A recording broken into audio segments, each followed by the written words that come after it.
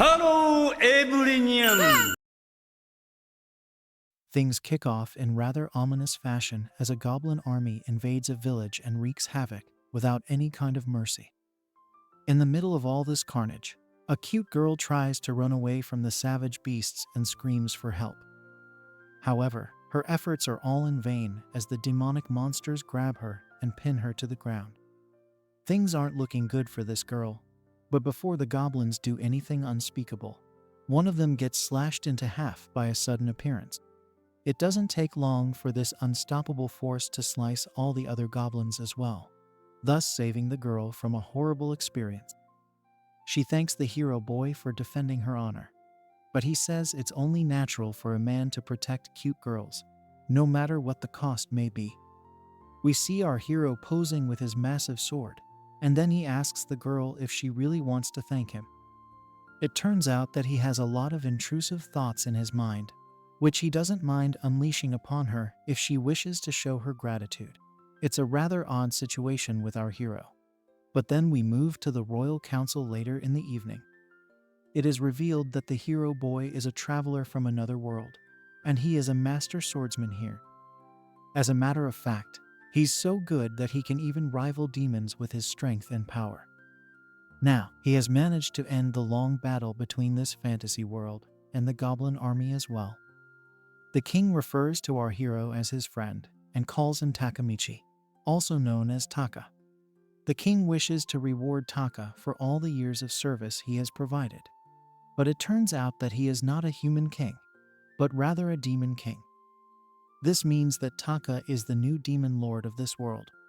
However, in a surprising twist, our hero refuses this title, much to the shock and dismay of the demons around him. The current demon lord scolds Taka for being a punk, because it is a huge honor to be called the demon lord of this world.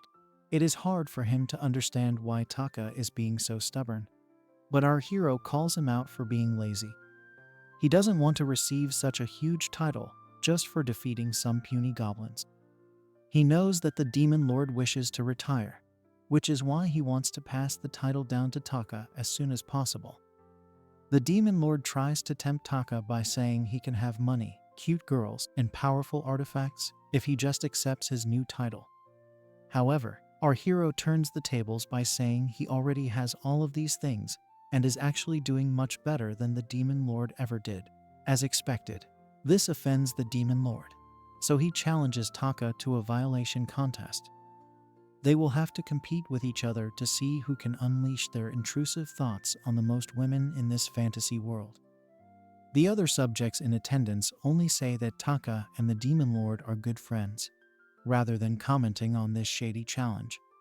Taka has had enough of this idle chit-chat, so he leaves the royal council and mocks the demon lord for suggesting silly things whenever the both of them meet. This leaves the demon lord in a state of worry, so one of his subjects, who is a wolf demon, tries to comfort him. He asks the demon lord why he's so obsessed with Taka, especially since he's not even of this world. After all, he has a lot of successors to the throne by virtue of all the women he's violated throughout his life. This wolf demon's name is revealed to be Drex, and the demon lord explains to him that none of his spawn are strong enough to take over the title. In hell, power is everything you need for success, and Taka has tons of it. As a matter of fact, he has such an amazing set of skills that he has become the commander of the demon army in only 10 years. This is no small feat, which is why Taka is the right man for the job. And the best part is that none of the demons would even complain about this choice. At the same time, the demon lord realizes that if our hero has this kind of power, then his influence will extend way beyond the confines of hell. It is here where we learn that 10 years ago, Taka was reincarnated not into a fantasy world, but hell itself. Before this, he was just a normal high school student on Earth, who had no talents at all. Now that he is here with all his powers, Taka is respected by everyone as the great hero who suppresses hell. Normally, with great power comes great responsibility. But for Taka, with great power comes honor, money, and most importantly, endless sessions with cute demon girls. We see him in action almost instantly as he is swarmed by some of the most gorgeous girls he's ever met in his life. He acts shy and tells them that he only has enough shady intentions for one of them tonight. With that, he gets down to business and accomplishes his mission with ease. However, he is upset because he has not been able to unlock his skill tree after a certain point. Despite being as intrusive as possible with the cute girls, there's a certain limit to the kind of acts Taka can use to unlock his skill tree.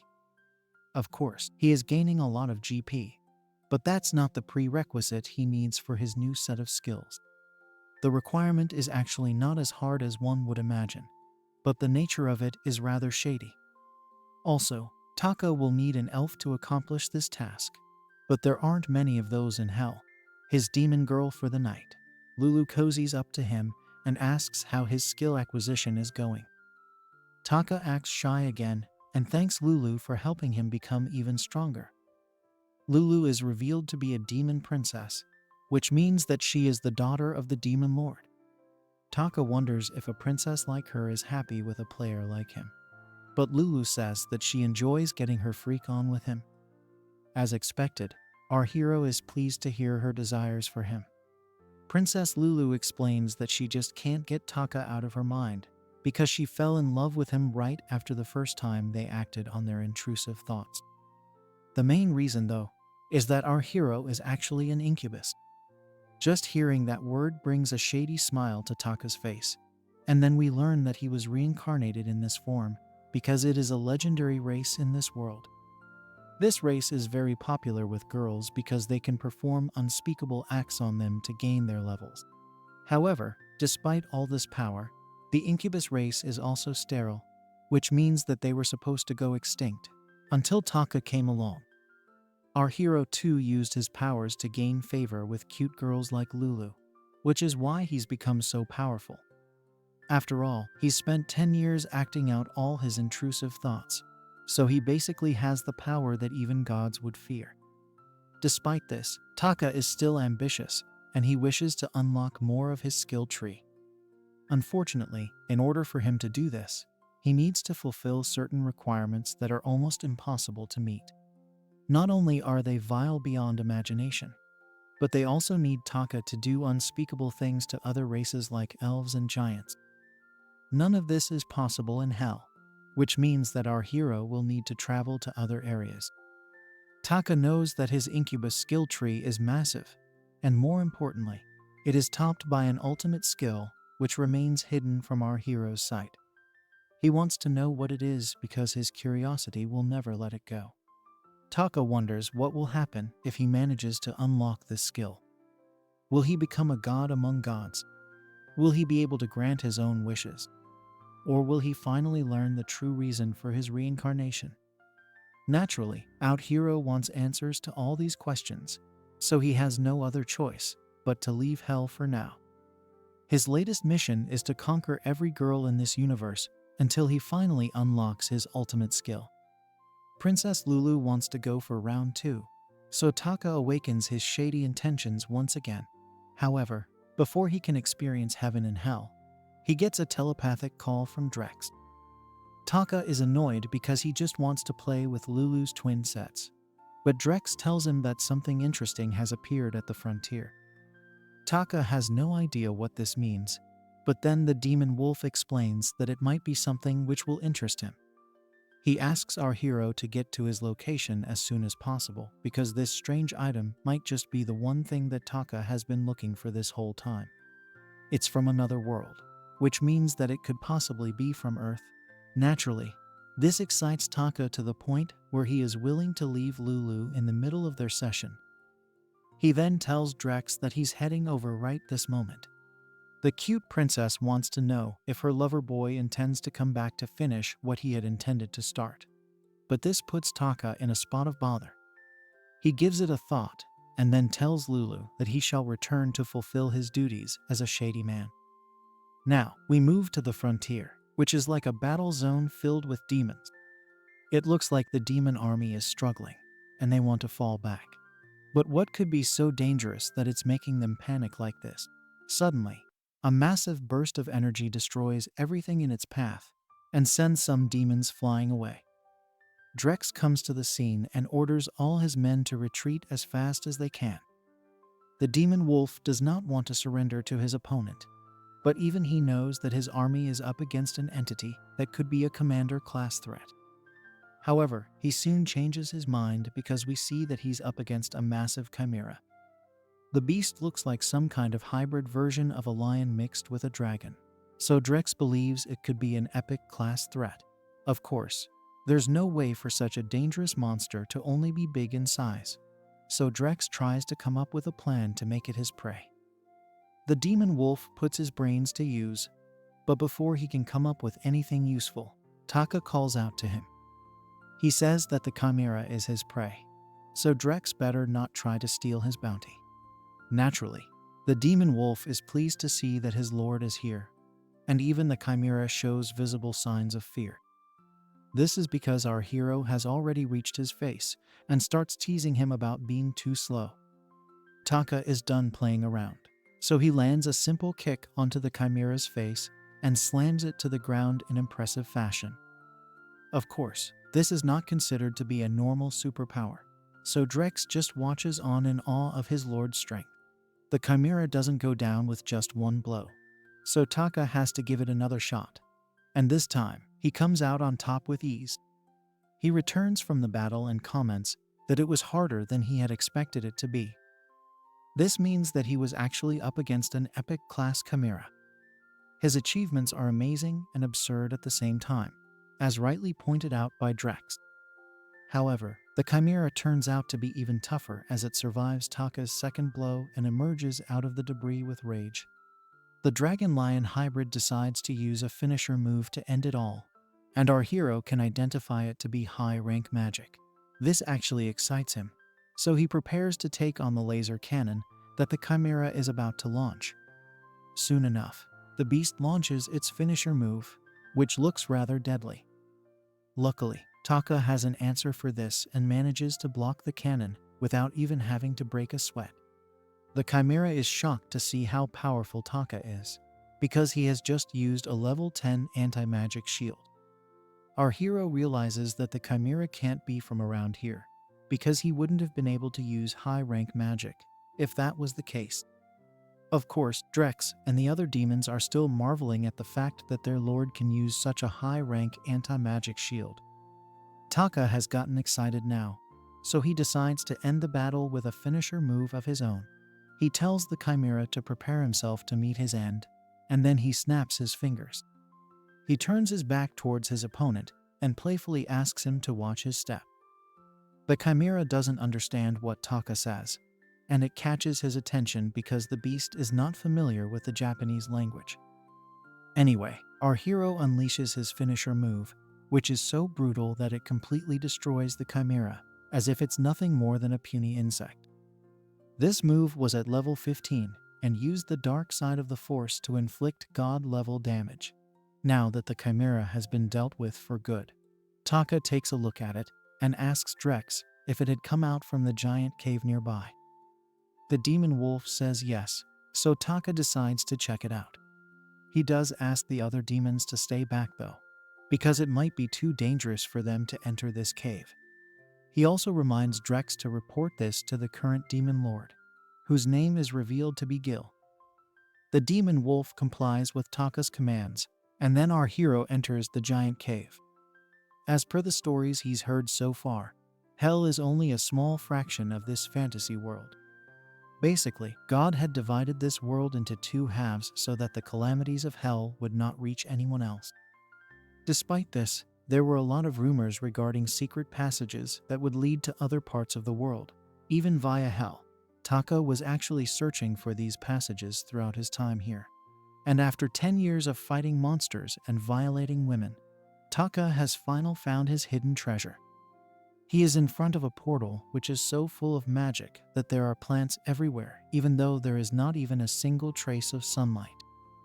Taka figures that he's in front of a teleportation gate, which means that he can finally leave hell if he travels through it. Our hero raises his arm and is about to pass through the portal, but he halts for a moment because it feels as if he's leaving his hometown. Of course, It's a place for demons, but even then, Taka has built memories here, including his unspeakable acts with girls such as Lulu. He thinks back to the time he was struck by a bus back when he was in Japan. This had led to his eventual reincarnation in hell, and all the memories that followed. It's almost as if Taka is having an emotional moment, and he confesses that even though it's a world filled with demons, he will surely miss them all because he has spent so much time here. He promises to come back because he knows that people like Gil, Drex, and Lulu will be waiting for him. Of course, there's a bit of fear because Taka doesn't know what's on the other side, but he's confident that he can go through it due to his strength. With that, he walks through the portal, and a magical beam of energy transports him to a fantasy world. Immediately, we see a cute girl running for her life as she hides within a forest behind one of the trees. Some shady men seem to be chasing after her, and they are not pleased with the fact that she has gotten away from them. They want to keep looking for her, and this makes the cute girl even more anxious. She prays to God, hoping that the shady men will leave soon, and then she checks if her prayers have been answered. However, it's of no use as one of the shady men pops out of the tree and grabs her. He looks like a pig as he pulls the cute girl out of hiding and says that she should be punished for running away. It looks like these pig men answer to a man named Lord Baton, and they prepare themselves to enjoy the cute girl. Things are not looking good for her. But then someone comes to the scene, so the pig men stop their shady acts. Suddenly, we see our hero's demonic finisher move, destroying all of the pig men within the blink of an eye. The cute girl is shocked to see what's going on, and then Taka comments on how bad his luck is. After all, he went through so much pain and effort to get here from hell, but he still ended up doing the same thing he was doing there. It turns out that this world is not peaceful either, but the focus for our hero is the cute girl in front of him. We can see that Taka is only covering his body with the dark energy he possesses, which makes things a bit awkward for the girl. He asks her if she can stand up, but she can only look on in amazement at our hero's power. It turns out that the magical barrier inside the portal was extremely powerful, so Taka had a hard time going past it. As a matter of fact, he actually thought he was going to lose his life for a second. Anyway, he's here now, but the cute girl can only keep staring at one thing. Taka doesn't realize his current situation, so he asks her what she's looking at. As expected, she hurls a lot of expletives at him without even realizing that he was the one who saved her from the pigmen. Taka hilariously tries to ask the girl to calm down. Then she pounces on him and covers what he should have been covering in the first place. The cute girl keeps scolding Taka for being shady, but she is the one with the intrusive thoughts. That's when we learn that Taka's special elephant has the power to charm any girl simply by flaunting its trunk. As expected, the cute girl starts to do things that most would not consider to be cute. Our hero tries to stop her from committing a mistake, but even he is being drawn in by his own intrusive thoughts. As a matter of fact, the cute girl uses shady methods to get him to give in, but Taka will not go down without a fight. Soon enough, his morals start to lose against his desires, and then he is taken to the inside of his mind. Suddenly, he notices someone coming near him, and it seems to be some kind of legendary being. Taka soon figures that it's the Black Sword of Eternal Desires, who is an overpowered night god with an equally powerful horse. Our hero is in awe of what he's seeing, but the night god tells him that he should stop resisting his urges. Taka tries to reason with him by saying he has gotten into an accident this time, so he should take the moral high ground. However, the night god tells him that morals are not needed in this world. He tells Taka that he must always do before he thinks, which is all the advice any man will ever need. With that, the night god prepares to launch a vicious attack from the depths of Taka's special elephant. And then we witness his finisher move, known as the Black Sword of Eternal Desires. Now, our hero is brought back to his hilarious situation, and he needs to figure a way to deal with it. He's been doing lewd things for 10 years, but something seems different about this girl, probably because she's not from hell. Anyway, He decides to return the favor, and then a vicious battle follows. Our hero wins it with ease and leaves the girl defeated on the ground. Now that he's done his business, Taka gets dressed and checks out his skills. He is amazed to see that he has actually unlocked a new skill after such a long time. It turns out that the cute girl is from a race known as Kukulu, which means that she was one of the requirements needed for him to unlock level 6 acceleration. Taka is so happy with himself because he had almost forgotten what it was like to gain a new skill. He then takes a look at the girl and realizes that she has decent abilities apart from being cute. This means that he should make more use of her after she wakes up from her defeat. After some time, the cute girl wakes up, but doesn't know where she is. It looks like she's still recovering from her intrusive thoughts manifesting into intrusive acts, so Taka wakes her up properly. He comments on how good she was earlier, but the girl suddenly recalls what had gone down between them. She screams and slaps Taka in a hilarious sequence, so our hero has no option but to say sorry for a crime that she committed. The cute girl calls Taka shady, but he reminds her that he could have used a deadly finisher move on her, but stopped himself from doing so. She wonders what made her behave this way in the first place, and believes that it could have been because of her eating some kind of wild mushroom. Taka decides to change the topic, so he asks what a cute girl like her is doing in a place like this. She says that she's a doctor and had come here looking for medicinal herbs. Our hero asks her who the pigmen were, and she explains that they were local bandits who might have been the slaves of Lord Baton. Naturally, Taka asks the doctor girl to hurry back home because it's not safe for her here anymore. After all, there might be more shady men lurking around, looking for the pigmen that Taka just ended. However, the doctor girl continues to look for herbs, and she says that she can't just abandon her mission. She has a family that needs a particular medicine soon, and in order to make it, she needs to find a rare orange stone crop. Taka is impressed by what he sees, and then he pulls out his stat finder. We finally learn that the cute girl's name is Aura, and she is 20 years old, which is quite impressive for a doctor. Since Taka has a lot of power, he decides to share some of it with Aura, as can be seen when he unlocks the skill of level 6 medicinal herb detection. Suddenly, the doctor girl senses something nearby and heads towards it without even questioning anything. Aura walks through the forest and locates something in the middle of the bushes, while Taka follows after her. To her surprise, it's the rare orange stone crop that she was looking for all this time. However, she can't seem to figure why she was able to sense it from so far away, and that too at such a random moment. She suspects our hero to have done something about it, so she asks Taka if he helped her in any way. He decides not to tell her the truth because he likes how noble Aura is. After all, she is looking out for her family, so she does qualify to be a doctor girl. Taka only gave her a little nudge, so he doesn't consider it to be much of a favor. It's basically another Incubus ability of his, which is known as leader management. Aura still believes that Taka had done something for her, but he continues to deny it playfully. Basically, if a girl consumes the water from his elephant's trunk, then she instantly becomes his follower. This is how Taka was able to check her stats and unlock her abilities. Now that Aura has found her herbs, she's done with the forest. But Taka still wants to learn more about this world, so he offers to escort her back to her village. The couple walks through a long path, but Taka is fine with it because he's finally getting to see the blue skies and green earth that he was missing for 10 whole years back in hell.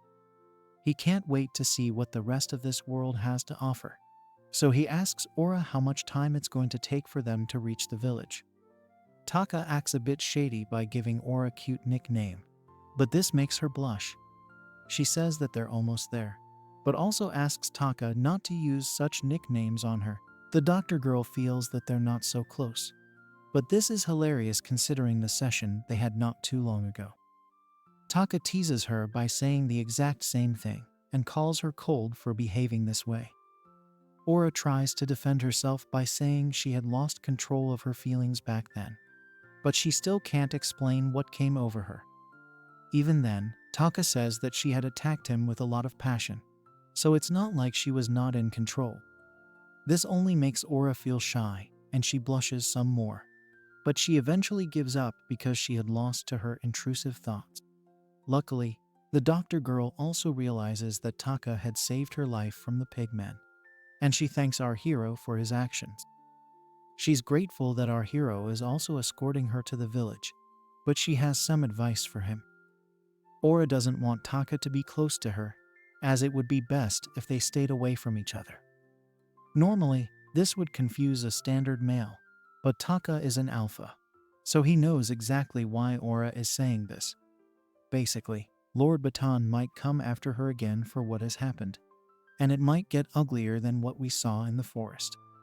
He's also not a fair man, so using logic will not work with him. Keeping this in mind, Aura wants to keep Taka safe, which is why she has offered this advice.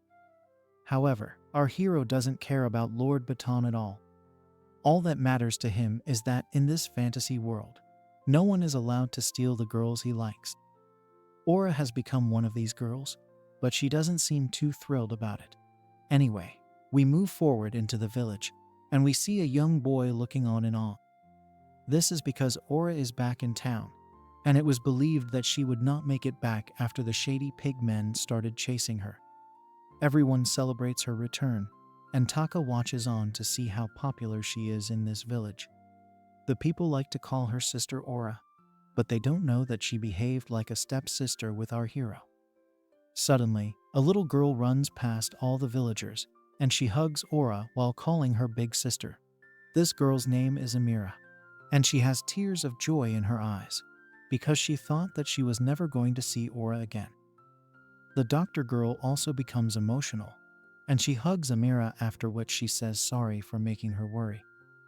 However, Taka can only see that Amira is quite cute as well, and he lets his intrusive thoughts take over. Now, the mayor of the village shows up, and she is glad to see Aura still alive and well.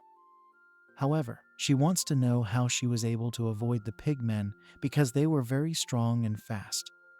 Of course, the doctor girl can't give the full story, so she simply points at Taka and says that he had saved her life. The mayor is amazed to hear this story, so she thanks our hero for his services, even though he has already been paid for them in kind. She also offers Taka a free stay at her village, so he accepts her kindness with a proud face. Now, we shift to the dinner table where Taka gobbles up the food that's being provided to him. He can't stop himself, so the chefs and waiters awkwardly ask him if he's enjoying his meal. Our hero has multiple dishes in his mouth at the same time, and he says that he's never eaten anything so delicious his whole life. He is so happy that he declares he will never go back to his previous world, where all he could get was bitter fish meat. Of course, he's referring to hell, but the others don't know that yet, so Aura mocks him for not having any manners. The mayor has no problem with it though, and she tells Taka to gorge upon as much food as she has to give him. She even goes on to say that she would have offered our hero a young girl for the night, and it makes his eyes beam with joy. As expected, Aura is not too enthusiastic about this reward, but then the mayor explains that she can't offer a young girl to Taka at the moment due to a shortage that they are facing in the village. As of now, they do not have many young girls over here, but before the mayor can reveal the cause of this issue, Taka can already guess that it's Lord Baton who's responsible for it. The mayor then goes on to explain that Baton is a deadly beast when it comes to his hunger for cute girls. As a matter of fact, he actively sends his shady pig men to the mountains so that they can look for cute girls and bring them back to him. They have been kidnapping any girls that they can get their hands on, which explains why they were after Aura as well. The stories that have been heard about Lord Baton's slave house are too sad and extreme, so Taka figures that he is an inhuman, irredeemable fiend. Our hero can see that there are strong men in this village, so he asks them why they haven't stood up to Baton. He learns that the people here actually did try to resist his ways, but it became too difficult to do it on their own. The men had asked for help from the guard association, but it was of no use at all. It was just one disaster after another, as everything they tried had resulted in failure. This is because the shady pigmen were way too overpowered due to the fact that most of them were demi-humans. After all these wasted efforts, a lot of young men from the village ended up losing their lives as well. The worst part was that the Guard Association had refused to help this village because they had sent tons of soldiers to face off against the goblin invasion. The name of this world's kingdom seems to be Helter, and there is no way out for the people of this village. It's mainly because they will need to pass the forest if they want to relocate, and there's no way the elders will be able to survive the beasts living there. On top of that, Baton is also building his own stronghold on the highway to Helter, so the villagers are trapped like birds in a cage. Anyway, the men thank Taka for saving Aura's life, because they were planning to launch one final attack in order to save her. This makes the doctor girl blush, and she tells the men that they don't need to do so much for her. The mayor tells her that it's no problem at all because it's her duty to protect Aura. We learn that the doctor girl's mother, Marla, had entrusted her to the village, so it's a promise that the mayor will need to keep. Aura blushes after hearing this, and then one of the men commends Taka for beating all of Baton's men. He tries to use this as a way to ask our hero to help the village, but Taka is a savage, and he says no before he can even ask the question. He thanks the people of the village for the meal, and then he walks away, leaving everyone confused. One of the men wants to confront Taka, but the mayor rightfully stops him because our hero has no obligation to help the villagers. She also comments that there's no way for Taka to defeat Baton because he's just too powerful. Aura watches on with helpless eyes as Taka leaves the scene, and then we move to Lord Baton's castle, where some shady men are bowing down to their master. They are the only ones who have made it out alive, and they apologize for not being able to bring back Aura. Baton doesn't care for any of this, so he chops off one of the men's heads. He calls his men useless, whereas he is shown to be quite a pig himself. He then calls upon a girl named Violet, and she's shown to be quite cute. He orders her to bring back Taka's head along with more women for his shameless acts, and she obeys her master without any questions. Violet walks away, and then Baton proudly declares that no one can escape his wrath. Now, we move back to the village where both Aura and Amira are being called to have their meals. However, this is a flashback as we can see their mom, Marla, giving them some vegetable soup. Aura, Amira, and Marla look like one big happy family. But then tragedy struck when Baton invaded their home and took Marla away from her daughters. Aura wakes up, and we learn that she was having a nightmare. In a hilarious twist, Taka is shown right at her bedside admiring her curvy body. He playfully asks Aura if she had a bad dream, but she doesn't give him any response. Our hero senses a chance, so he asks Aura if she has fallen in love with him. But this only angers her to the point where she smacks him for being shady. The doctor girl screams at our hero for being inside her room, but he can only think about how she was able to smack him, even if it didn't hurt as much. Aura wants to know why Taka is in her house, especially because the mayor had shown him to his own house. She considers our hero to be a creep, but then she notices that Amira is awake. Aura is surprised to see this, but her sister reveals that she was woken up by the smell of Taka's cooking. This comes as even more of a shock to the doctor girl, because Amira usually only eats food that has been made by her and no one else. After realizing that Taka is actually a nice boy, Aura sits down at the table and has a meal with him and Amira. Our hero notices that the other villagers don't have the same ears as Aura and her sister, so he asks if they're the same race as them. That's when Aura reveals that feather ears are a trait of the Kukulu race. It turns out that her family was not a part of the original village, and it was thanks to people like the mayor that they found a place to stay. The doctor girl proceeds to take a bite out of the meal that Taka has prepared, and she is completely blown away by how tasty it is. Our hero explains that it's called tamagoyaki, which is a popular recipe from his original world that uses eggs. Taka is very proud of his cooking skills, as Ora says she never thought that eggs could be used for making anything other than bread. Taka is glad that she likes his food, because he had a passion for making tasty meals. But it was a different case for him back in hell. Basically, the demon lord didn't like the fact that Taka was using salt and sugar in the same recipe, which is why he used to call it dark cooking. Anyway, our hero simply says that Gil had bad taste in food, and it's much better to be around people who genuinely enjoy his cooking. His words make Ora feel something, so she gets up from the table and asks him to come with her. Our hero gladly follows, but then Ora locks herself inside the room with him. Taka is impressed with the size of this space, so he asks Ora if it's some kind of lab. However, the doctor girl asks him if he can leave as soon as he's done with breakfast. Naturally, our hero finds it weird that the doctor girl wants him to get out of her house right after he treated her to a tasty meal. He laments the fact that Ora is still scared of Baton and is trying to make him leave because of it. Taka understands that the situation is not very good, but at the same time, he's tired of watching people like Baton have their way around cute girls. Taka now tries to reassure Ora that all will be well, but when he turns around to see her, his view is blinded by the sight of her curvy body. Of course, Taka's intrusive thoughts take over, and he tries to fight them by asking Ora what she's trying to do. The doctor girl says that our hero only has one mission in mind, that's to conquer her body. If that's the case, she will let Taka do unspeakable things to her. But he has to leave after that. Our hero has been in this situation before, like when he had met the night god of desires. But he doesn't want that entity to come back. So he quickly lands a harmless karate chop on Ora's head and calls her silly. He then decides to leave the room, and he tells Ora that she should get dressed before the food becomes cold.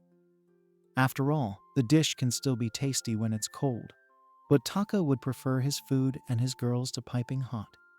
Now, our hero steps outside and puts his brain to work.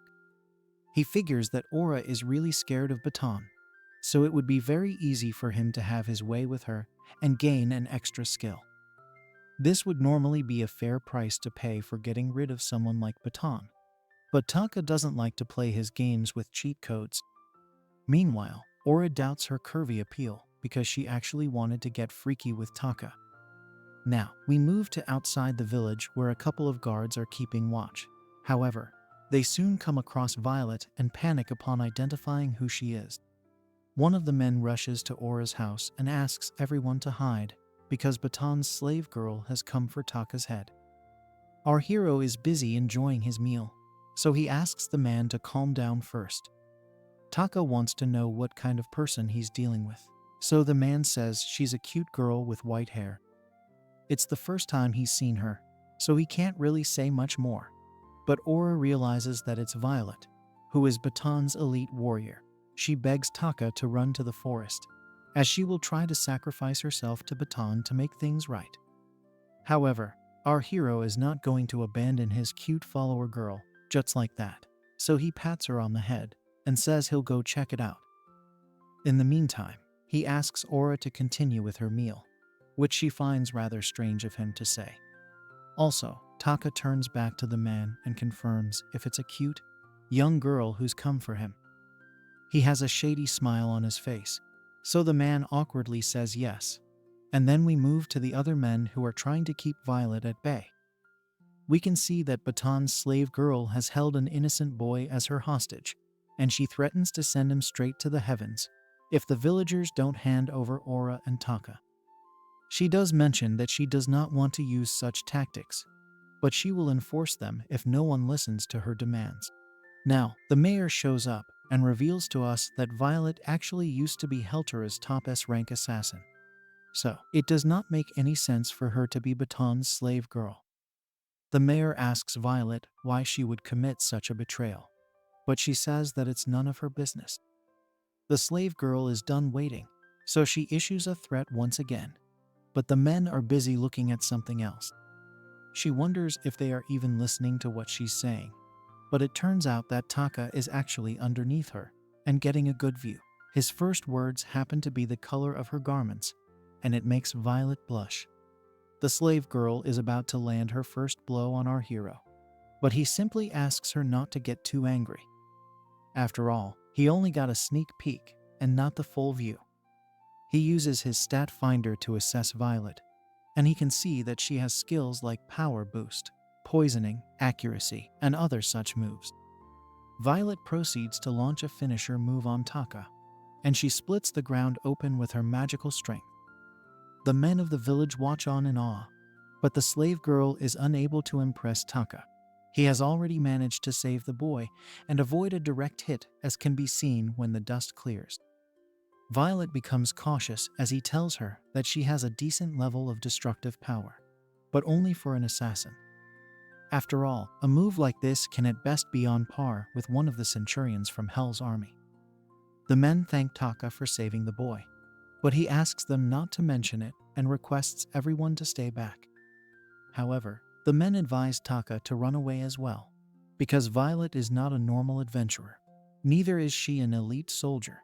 Rather, she is a monster with two names, as she has been able to defeat monsters such as minotaurs and also assassinated lots of famous people due to her S-rank skills.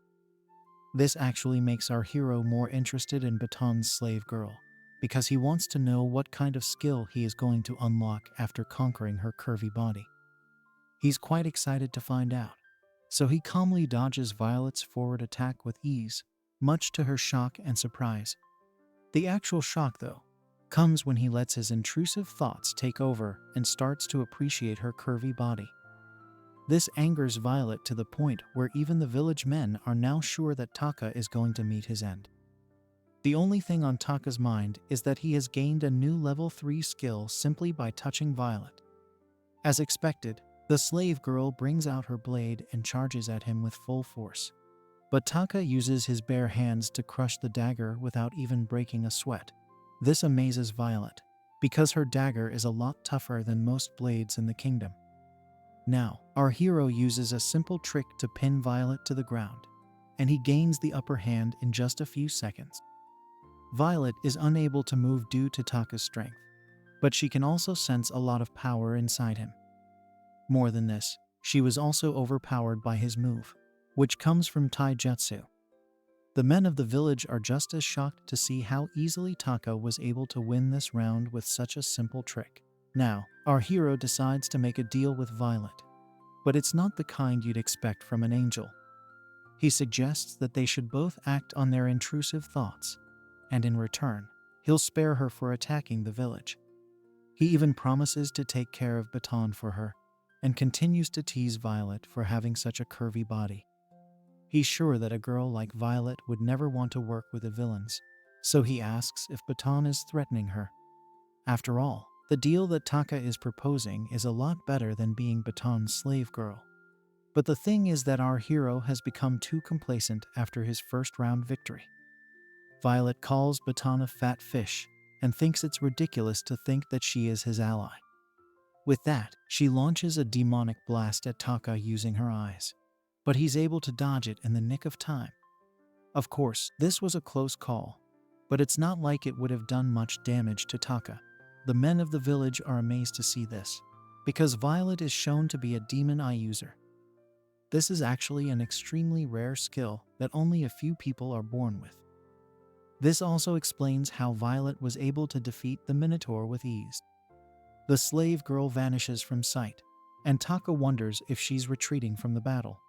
But this was a deception that she had used to get on top of him.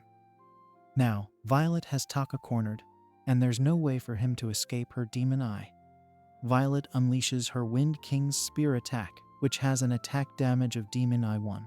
An overpowered blast lands a direct hit on our hero, and the explosion is massive to the point where it shatters all the buildings around it. Violet is a bit tired after using her most powerful finisher move, and comments that she can't believe she had to use such an insane amount of magic on a man like Taka. She asks our hero to turn to dust and go to hell, but what she sees after that is unbelievable. Our hero is completely unharmed and has only lost his clothes from such a fierce attack. He asks Violet if she really is an assassin, But the men of the village are speechless after seeing that Taka has not only survived the blast, but is also completely unharmed. Violet can't believe that a direct hit from her best move did nothing to her opponent.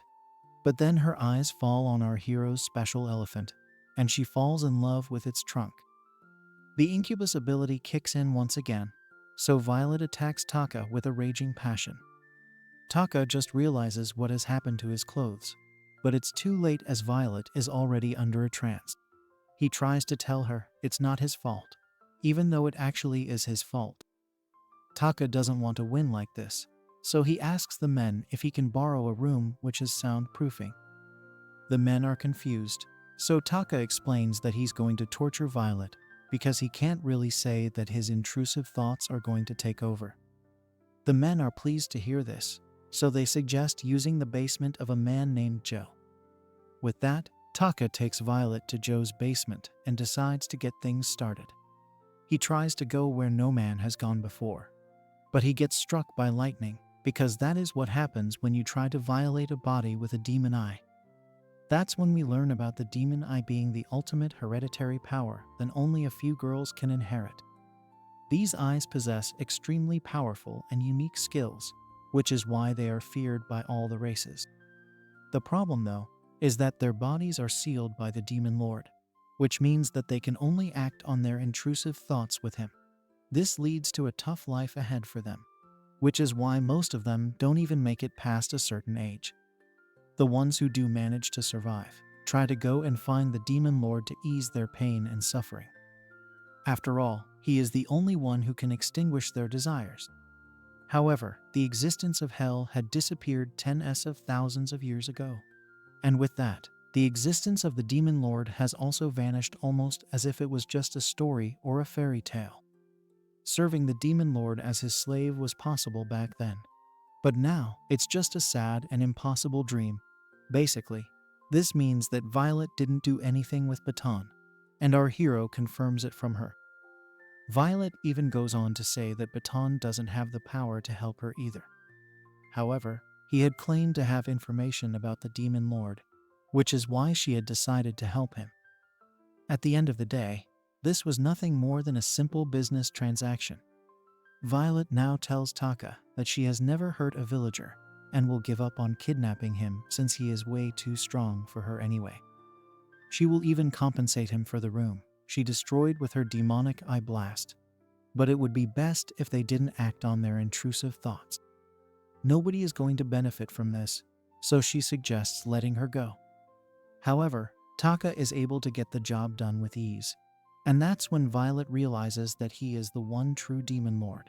After a rather intense session, Taka checks out his stats once more and notices something odd about Violet now that she is his latest follower. He immediately asks her to come to him, and she does so happily now that she has fallen in love with him. However, our hero uses a demon hand to destroy a poisonous water insect that was hidden inside her body. Basically, this is a dangerous insect that follows the orders of its owner and explodes inside its target's body, thus destroying all the organs inside it. It looks like Baton is no ordinary man, and Violet is upset with the fact that he had put such a filthy thing inside her body. Taka smashes the insect with his foot and resolves the situation, so Violet gives him a hug. She looks at him with dreamy eyes and calls him her demon lord and master. This puts a huge smile on Taka's face, and then he walks out of the basement room. As soon as he gets out, he hears Aura, who was waiting outside all this time. The look on her face suggests jealousy as well, which is a bit odd considering how she would call Taka a creep earlier. Now, Aura asks our hero if he had his way with Violet, but also says it's good for him to have conquered such an amazing body. Normally, this would be a compliment to a normal man, but Taka knows this could head into dangerous territory, so he tries to calm the situation. Taka tells Aura that he is not a glorious hero who needs to be worshipped, so she should not hold him to a higher standard. He is basically a demon lord, so it makes sense for Taka not to want so many praises for doing such shady things with cute girls now that he has put his point across. He asks Aura if she is scared of him, and puts on his demon face for added effect. However, the doctor girl simply makes a cute face and calls him a silly savage. After all, she does not want to share her lover boy with anyone else, even though from the looks of it, he seems to have enjoyed a lot with Violet. Now, we move to Baton's mansion where he learns about Taka surviving Violet's demon eye. His slave boy tells him that Taka might be a rare rank threat, but Baton believes he could even be an epic rank fighter. The slave boy also reveals that Violet has fallen in love with Taka, so she could be a threat to Baton. The fat fish man wonders if he should use the poison insect to make his life easier, but he already knows that Taka must have already ended it. The slave boy worries that if someone is that powerful, then it will be a problem if he comes to the mansion. Baton doesn't look too worried because he feels he's only lost a small piece in this war. There's a lot more he has up his fins, and he also comments that he cannot be touched for as long as he stays inside this mansion of his. How is our hero going to take care of Baton? Will Violet and Aura become a part of his harem? After the massive battle of intrusive thoughts, we check the aftermath of the village, which is not too good. The villagers are busy trying to salvage whatever they can from this mess. And then we see Aura, who is treating one of the injured men. She asks if her medicine is good enough for the wounds, to which the man says it's completely fine. Aura still feels bad because this whole mess has been created due to her. Even though all these men fought for her, all she can do is wrap them in bandages. The men say this is not a problem at all, since she is the one who is usually busy saving them. In the middle of all this, we see our hero Taka chilling with the old lady mayor. The old lady talks about how Aura is a good kid, to which Taka agrees wholeheartedly. Of course, there's also the fact that she has a massive set of pillows, but that is reserved only for men of culture. Violet is standing right there next to him, and her curvy body is no less of a masterpiece. One of the men approaches Taka and asks him if it is fine to be so close to Violet, so our hero explains to him that the demon girl is no longer a threat. After all, their shady session has resulted in Violet turning into his slave girl. Taka says that Violet is now his ally and companion, to which she agrees and even refers to him as her lord. With that being said, it would be best to continue the conversation from earlier, so the other villagers gather around Taka. Of course, Taka has already forgotten what the chat was about, especially after letting out so many intrusive thoughts. That's when the men remind him that they were coming up with a plan to take down Lord Baton. However, Taka responds by saying he has no interest in defeating the fat fishman, regardless of how much money may be offered to him. Of course, this comes as a shocker to the men who feel that it should be easy to beat Baton, especially with Taka's skills. At this moment, one of the men named Jack tells the others not to bother because it looks like Taka is just like the men from Terra. He is told to hold his tongue due to his rudeness, but he asks if he has said anything wrong.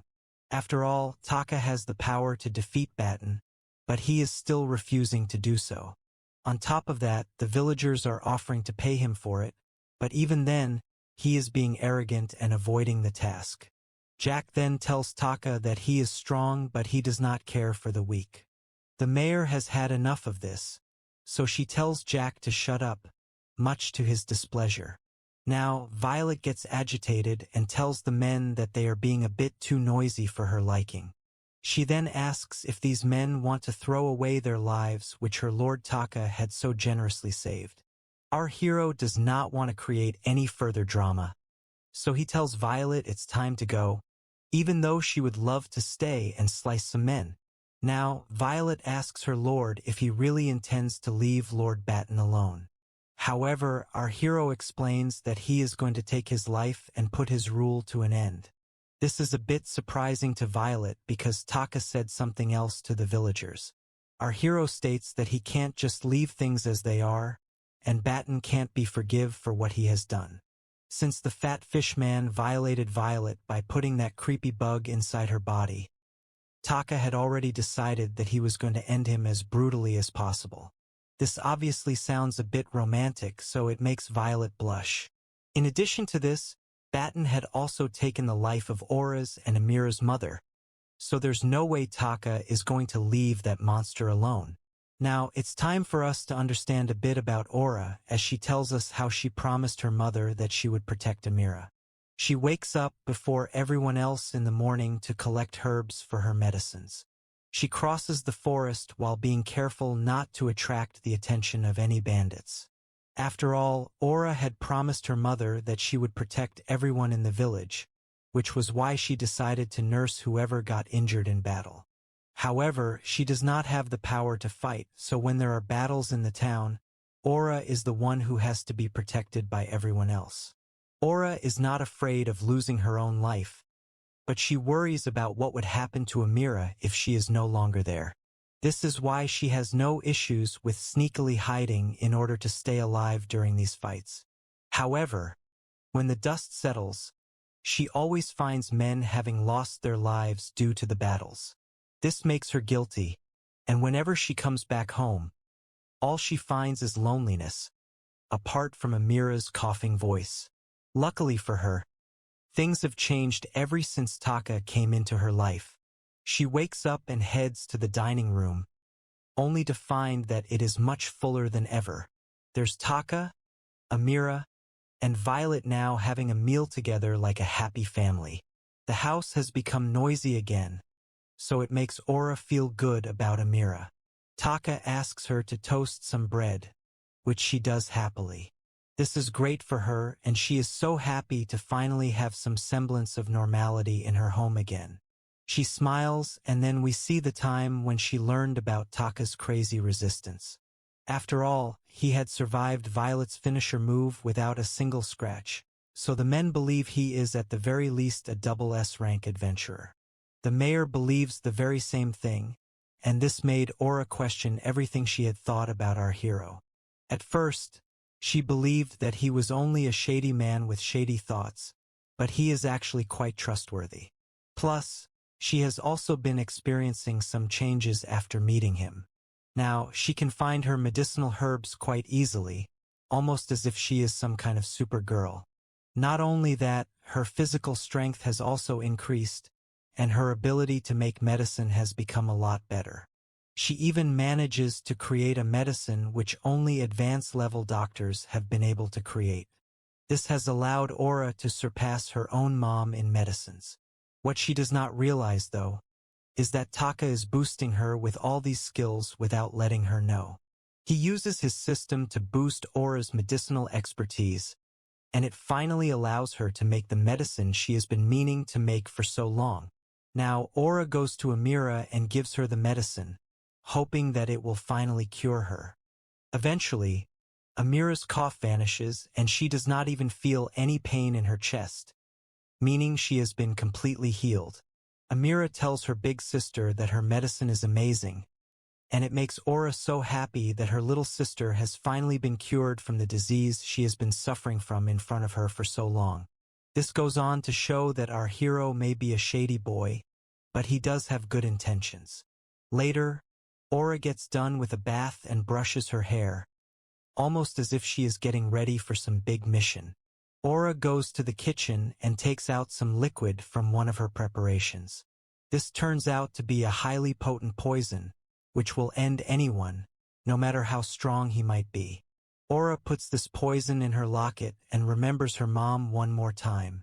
She then enters Amira's room where we can see her and Taka both sleeping next to each other. It's almost as if the both of them are siblings, and it's a wholesome moment. This is why Aura feels that even if she is gone, there will be someone to protect her little sister. With that, she kisses both Amira and Taka on the cheeks and sets out on her new mission. She thanks Taka for everything he has done, but now it is her turn to save everyone, so she must do this alone. Aura is basically heading out now to end Baton and finish off all the miseries her people have been suffering till now. Later in the night, we see Aura entering Baton's castle, and as expected, the guards make shady faces upon seeing her curvy body. One of the slaves brings her to Baton, and he seems to be very happy to see Aura in front of him. He comments that she is a girl from the Kookaloo race and starts to talk about her appearance. The fat fish man likes Aura's cute looks, her pupils that look like gemstones, her smooth skin, and of course, her massive pillows. On top of that, she also has a plump and tight bottom to go with her slender legs, so it drives the fat fish man crazy. He states that he has not seen a woman this good in a very long time, and he commends his slave for bringing him a girl from the Kookaloo race. He obviously says it's his pleasure to serve his master, but Baton does seem to have a suspicion regarding Aura. He wants to know why she has done this so willingly and submissively when she had the chance to escape. He wonders if Aura has given up on running away or whether she has something else in mind. Aura says that she could never hope to escape Baton, so instead, she has come here to negotiate with him. This amuses the fat fish man, so he allows Aura to continue.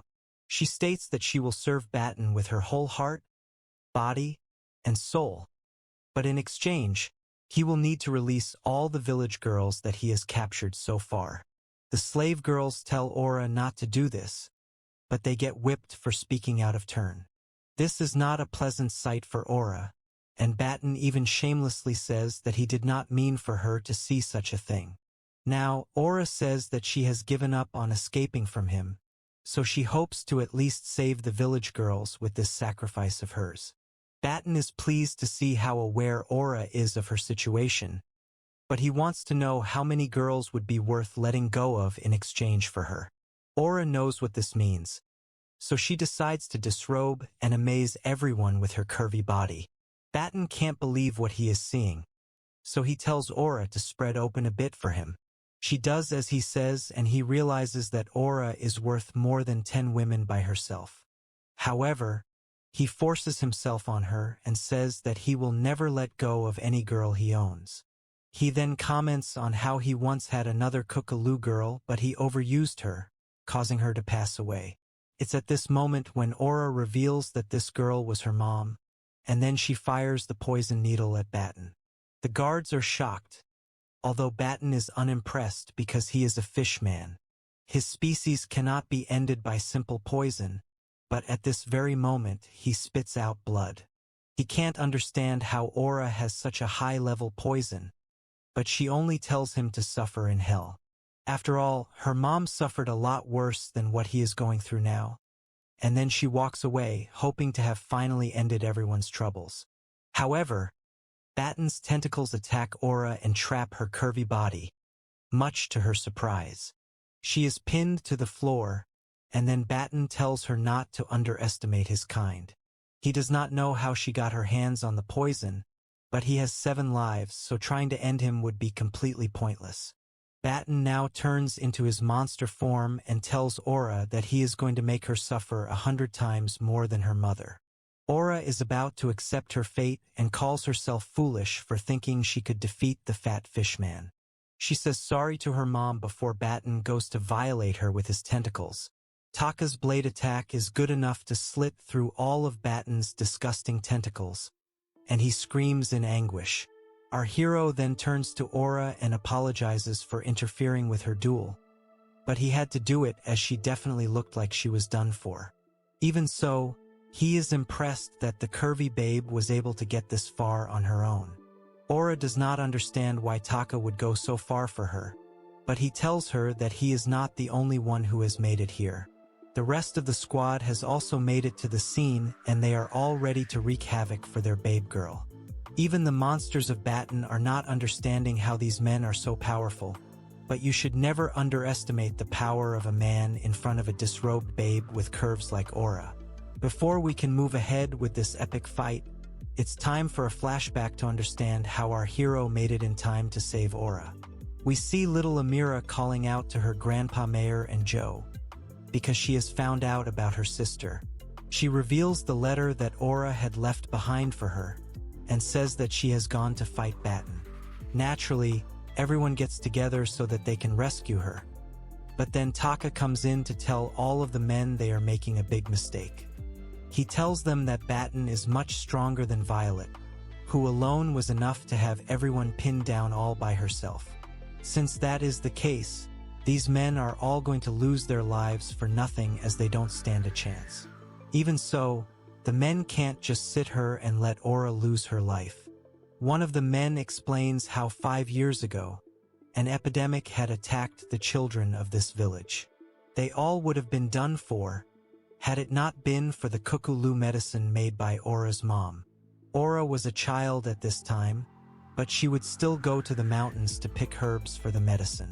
She'd come back late every single day, and with all kinds of injuries, so Aura and her mom are heroines to the village, and everyone is grateful to them. The men then bow their heads to Taka and apologize for calling him selfish the other day. Even though he is strong, the problems of the village need to be fixed by the villagers themselves. They will not forget the favors that Taka has done for them, so for now, they need him to get out of their way in order for them to go save Aura. Taka is completely unfazed by this speech, and he comments that the leader of the men is making a nice face filled with courage. However, that is not going to change the fact that all of the men are going to lose their lives in vain if they go ahead based on emotion. This is why he is going to lend them the strength they will need to overcome Baton. This comes as a shocker to all the folks here, as they did not expect to hear this from the savage hero. Taka has a method to help these men, although he is not too keen on doing so. However, with the stakes at hand, he has no other choice, so he tells Violet to come along with him and asks the men to wait for around 10 minutes. It turns out that our hero gets a treat of Violet's tongue twister 9000 in the alleys, and then he gives her a mouthful of his elephant water. After 10 minutes, Violet shows her master the fruit of her labor, and he calls her a good girl for pulling out her most powerful weapon during the most crucial time. Taka returns with his elephant water in a cup, and he tells the villagers he is not going to work for free, so they will need to reward him for his efforts. They agree to it, so our hero tells them to mix his elephant water into normal water and have all the fighters drink it. Yes, you heard that right, and I am not even joking when I say Taka has indirectly busted into every villager's mouth now. It turns out that our hero's elephant water is like some kind of super soldier serum that enhances the physical strength of normal men. This is how the villagers are able to fight the monsters of Baton with ease, and we are back to the present in the middle of the epic encounter. One of the men tells Joe that he is feeling as if he is 10 times the physical peak of his life right now. Joe also says that he is feeling the same thing and can't believe our hero's elephant water to be so potent. Violet also takes down some monsters, and she tells the men there is nothing to be surprised by. After all, Taka is the best fighter out there, so it is only natural for his elephant water to also be the best. Normally, men would be disgusted simply by hearing something like this, but not these men who are grateful to Taka for his nut. The men start chanting that Lord Taka's elephant water is the best, and it turns into some kind of shady anthem. The men continue to chant the anthem as if they are at an NFL game, while Aura dresses up to maintain her modesty. She can recognize the voices as Joe's and the villagers, so she asks Taka if he has done something to them. Our hero simply turns around and tells her not to worry about it, but Aura instantly realizes that he is hiding something. Anyway, she asks Taka why he is not scolding her right now, but he is puzzled by her statement. She explains that she went up against Baton without realizing the difference in strength, and this has only led to her causing everyone in the village to risk their lives for her. Taka gets it, but he also pats her head and says that he is not angry with her at all. He says that Aura is a good girl because she has devoted her life not just to her little sister, but also to everyone inside the village. Not only was she able to cure Amira's disease, she was also able to refine an extremely dangerous poison.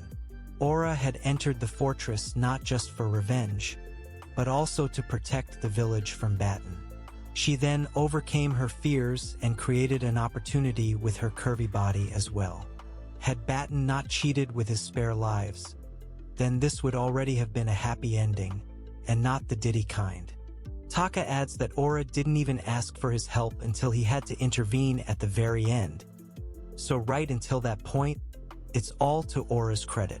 Our hero then says that if anyone ever complains about someone as amazing and cute as Ora, then he will send them flying. This is enough to make her blush, and it calls for a romantic moment, but that gets interrupted when Baton launches another tentacle attack at the couple. Taka is able to dodge it, and he also saves Ora, after which he recalls that Baton has 7 lives. This means the job is far from over, but he still tells the fat fishman to wait till he gets rid of the leftovers. Naturally, this angers Baton, so he unleashes a tremendous amount of magic that shakes the very ground. Ora panics as she and Taka are surrounded on all ends, and then Baton launches a tentacle tsunami at them. This looks a bit tricky, but then Taka simply snaps his fingers and summons the 4 demon gates to protect him and Ora. The demon gates block the tentacles, and this shocks Baton. So Taka explains it's a gross skill which has the abilities of the guards of hell. As a matter of fact, this move is strong enough to catch even Violet, and then Taka launches a counterattack on Baton. This destroys the tentacle tsunami in one blow and also takes away another one of Baton's lives. Taka has already beaten the fish monster twice, and he rubs it in by asking him how many more lives he has left.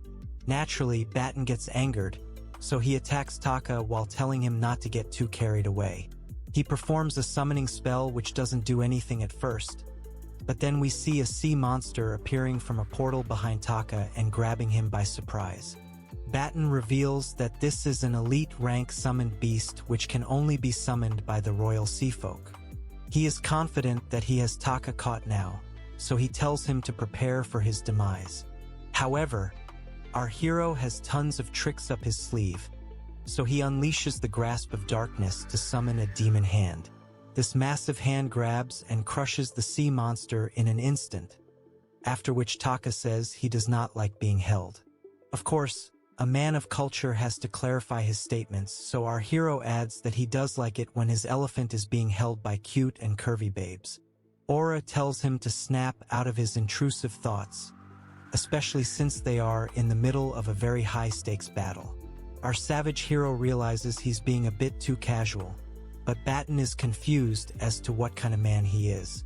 Either way, it looks like this battle is going to go on for a while.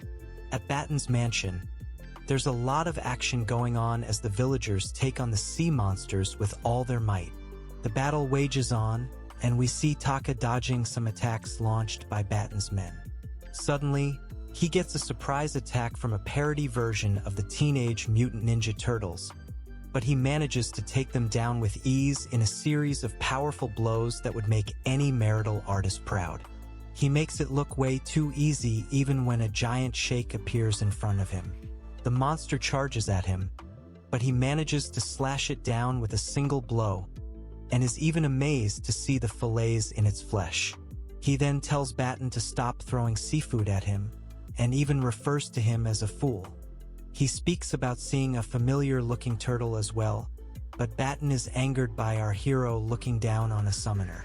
At this point, the fat fishman only has 3 more lives left, and he has already used up all his magic in this fight without managing to land even a single scratch on Taka. Our hero puts Ora inside a barrier and tells her not to leave it at any cost. She listens to what he says, and Baton tries to contemplate what's happening.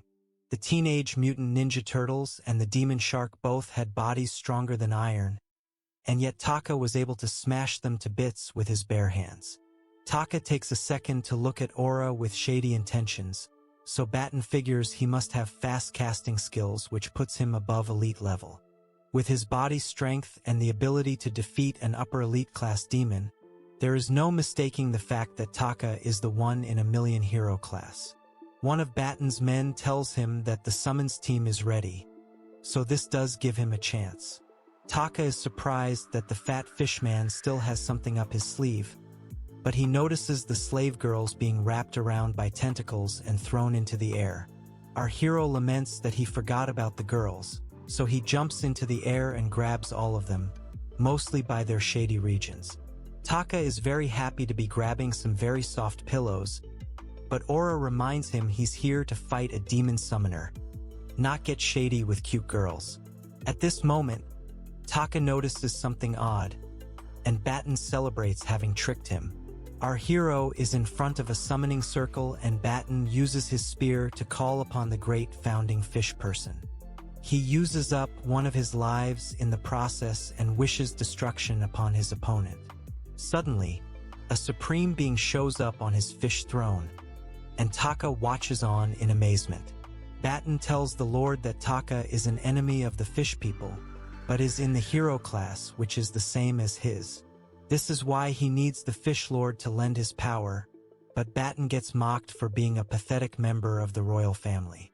Having said that, the Fish Lord does state that he has to do something now that he has been summoned.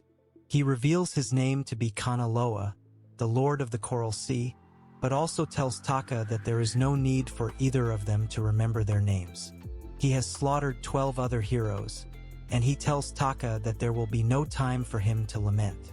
Kanaloa keeps talking about his great power, but Taka is not interested in long speeches, so he swallows him into his demon sword.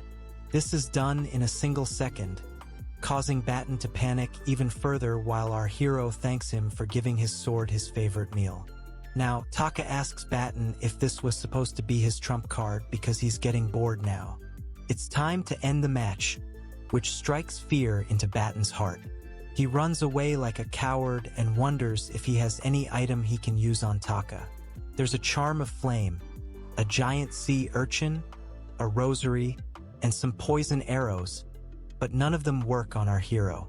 Baton has nothing left apart from a holy lasso, which he uses to catch Taka, but our hero can't believe such a silly trick is being used.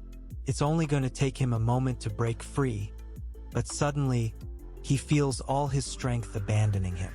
As a matter of fact, he can't even move, which is puzzling, but then his stat bar reveals the holy lasso contains light magic.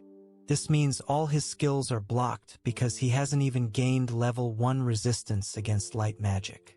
In order to get that done, he will need to engage in shady acts with the human clergy, but that looks unlikely now. It's an eternal weakness of demons, no matter how strong they are, and since there is no light magic in hell, there was no need to teach resistance against it. It was written in the skill tree as well, so Taka was definitely going to come across it someday. He laments having taken it so lightly, and then we see his barrier around Aura disappearing. Violet shows up and tells Aura that demons fear light, so they are in trouble now. Now that Taka is useless, Baton uses his tentacles to strike multiple blows on him. The fat fishman is glad to learn that our hero is not invincible, and even though he doesn't know how, he is grateful that the lasso he stole from the church came in handy. He uses his tentacles to grab Violet and Aura as well, so he can finally get his payback. Now that Baton finally has the upper hand, he taps his spear to reveal a secret door underneath the floor. He takes Taka and places him above the secret door to reveal a great river of deadly poison which is said to flow straight from hell itself. It seems to be called the Screaming Agoa, and Violet recognizes it as a torrent of pure black magic, which serves as a remnant of the time this world was connected to hell. She wants to know why something like this is in Baton's mansion, so he explains how his obsession with women is just a pastime at best. It turns out that a certain someone had ordered Baton to build a stronghold where he had found the traces of hell still in this world. Keeping guard is Baton's true passion. But anyway, he moves to Taka and tells him that even a powerful hero class will instantly melt in the river of hell. He taunts our hero by telling him to take a bath here, but he tells him that he's going to regret this. Baton laughs and says he's crushing an insect, so he has no reason to regret anything. With that, he drops Taka into the river of poison while Aura and Violet both call out to their master. Taka slowly dissolves into the river, hinting that our hero could have very possibly met his end. Baton turns his attention to the girls now that he has taken care of Taka. Violet tries to use her demon eye, but Baton tells her that resistance is futile. The mucus from his tentacles have a magic sealing effect, so there is nothing she can do now. First of all, he would like to reinsert the torture insect that made Violet obey him, but instead of whine like the first time, he would now like to do it via the other hole. Violet has tears in her eyes as she rebukes Baton for ending her master, but the fat fish man seems to enjoy such troubled expressions. However, before he can proceed, he gets stabbed by Taka's demon's sword from the back. He screams in pain, presumably losing another one of his lives as he falls to the ground, while Taka steps back into the ring to ridicule him for his silly mistakes. Our hero stands tall as Violet hugs him and Aura rushes to him with joy. He reveals that it's been a while since he made a trip to hell, and relaxing in the river actually felt nice to him. Also, the river melted the holy lasso, so our hero is free from any light magic as well.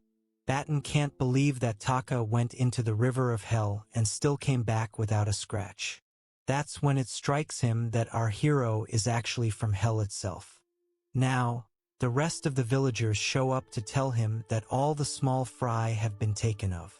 Taka is glad to hear that because he is pretty much done here as well. The slave girls notice that their relatives are among these men, so they rush to them in joy. The fathers and uncles are overjoyed to be reunited with their loved ones, and then we shift to Baton, who is unable to use any of his skills because the demon sword has drained all his magic. If he does not hurry up and escape, his last life will also be taken away. Upon closer understanding, he senses a good feeling and neither is he in pain, so he doesn't get why the sword is not ending his final life. Taka walks up to him and reveals he's using his magic to keep Baton alive with constant healing. The fat fish man asks why Taka is doing this, but the reason is quite simple. Taking his final life once and for all will not be enough. Baton is now sensing fear he has never sensed before, and calls Taka the devil himself. Taka now hands a knife over to Aura and tells her she can stab Baton as many times as she wants, as he will not let him pass away just yet. However, the curvy babe chooses the peaceful way out and returns the knife to her lover boy. He does not understand this, but she explains she has already taken one of his lives for revenge, and that's enough for her. Taka is fine with that, but the other slave girls are not. They take the knife from Aura now that they are wearing clothes, and they intend to exact all the revenge they desire. Their loved ones also join in while Baton begs them to stop and asks for mercy. He tells them he is their master, so they should not do such things. He even says that if they act rudely towards him, then he will slaughter all of them and also burn every corner of the village. Of course, this is an idle threat, so the girls taunt him by asking what position he holds now that he is nothing more than a rotten fish. What follows is a dreadful display of vengeance as Baton is brutally stabbed and tortured while being kept alive to feel all of it to its core. After some time, the girls and the villagers say they are satisfied with what they have done, and he is free to end Baton. The fat fish man is actually begging our hero to take his life now, because he can't take it anymore. However, Taka says it's way too early to stop the fun, as he has not even used a tiny portion of his magic. Baton can't believe his situation as Taka says it's his turn to have some fun now. Our hero snaps his fingers and puts Baton in an abyss of emptiness, causing further confusion. He suddenly notices that a cute girl is giving him a dose of her tongue twister 3000, which leads him to believe all of it was just a dream. Baton tells him it was obvious because there's no way for someone to be as strong as Taka. Right now, he is having fun with a girl he snatched while in his stronghold, so life is good. The only things is that it's not, and we see the cute girl turn into a deadly demon which chomps off Baton's elephant. He cries in anguish, and then we realize that he is actually being kept inside the demon walls. Taka shows up and reveals he is using a spell that makes all the pain feel 10 times worse than it actually does. This means Baton is being forced to feel 10 times the pain of his elephant being chopped off, which is a bit too much even though he totally deserves it. Taka then says that this is just the beginning, and he will continue to heal him so that he can feel the same pain again and again. We then see his Cardinal Demon Gate summon post-mortem execution squad, all of whom are demon girls with monster faces. Baton has basically been vanquished to an endless life of torture, and he will probably only meet death if Taka feels like it. Now, Violet comes up to Taka, revealing half a day has already gone like this, and he has finally done it, meaning he may have eliminated Baton once and for all. Taka can't believe so much time has passed, but it also explains why he is so tired all of a sudden. He dearly needs to rest after all the magic he's used up, and then we move to Aura on top of the castle.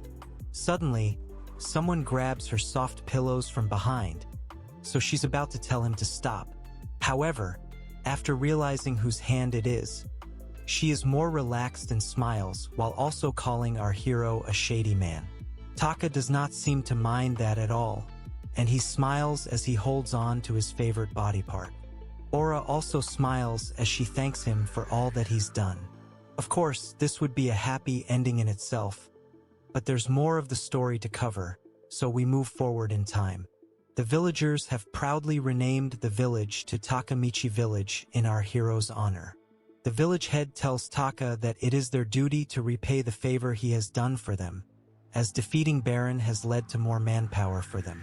This means they can now focus on building more military and commercial power for themselves. Now, Taka definitely deserves all the praise in the world, but this is a bit too much even for him. Aura and Violet are in the background watching their lover Boy, and Aura wants to talk to him, so she calls out his name. However, before she can do that, all the other girls of the village rush to him in abundance. These are the slave girls who were under Baton's control, so they want to thank our hero for saving them. They ask him to come to their rooms, and it makes Taka's intrusive thoughts shoot through the roof. He laughs as he does not know which one to pick, but this only makes Aura upset, so she leaves the scene in a fit of fury. Taka notices this, so he tells the girls he will not be able to do anything today with them. He does say he'll come by next time, as the girls are upset they won't be getting violated by him. We now move to Aura's home where she is in the kitchen preparing a meal. All of a sudden, Taka creeps up from behind and grabs her with shady intentions. Aura blushes but angrily tells Taka that he's scared. She also asks why he isn't out gallivanting with all the slave girls, so he explains that he ditched them for her. He teases Aura asking if she is jealous, but she does not want to give him the satisfaction.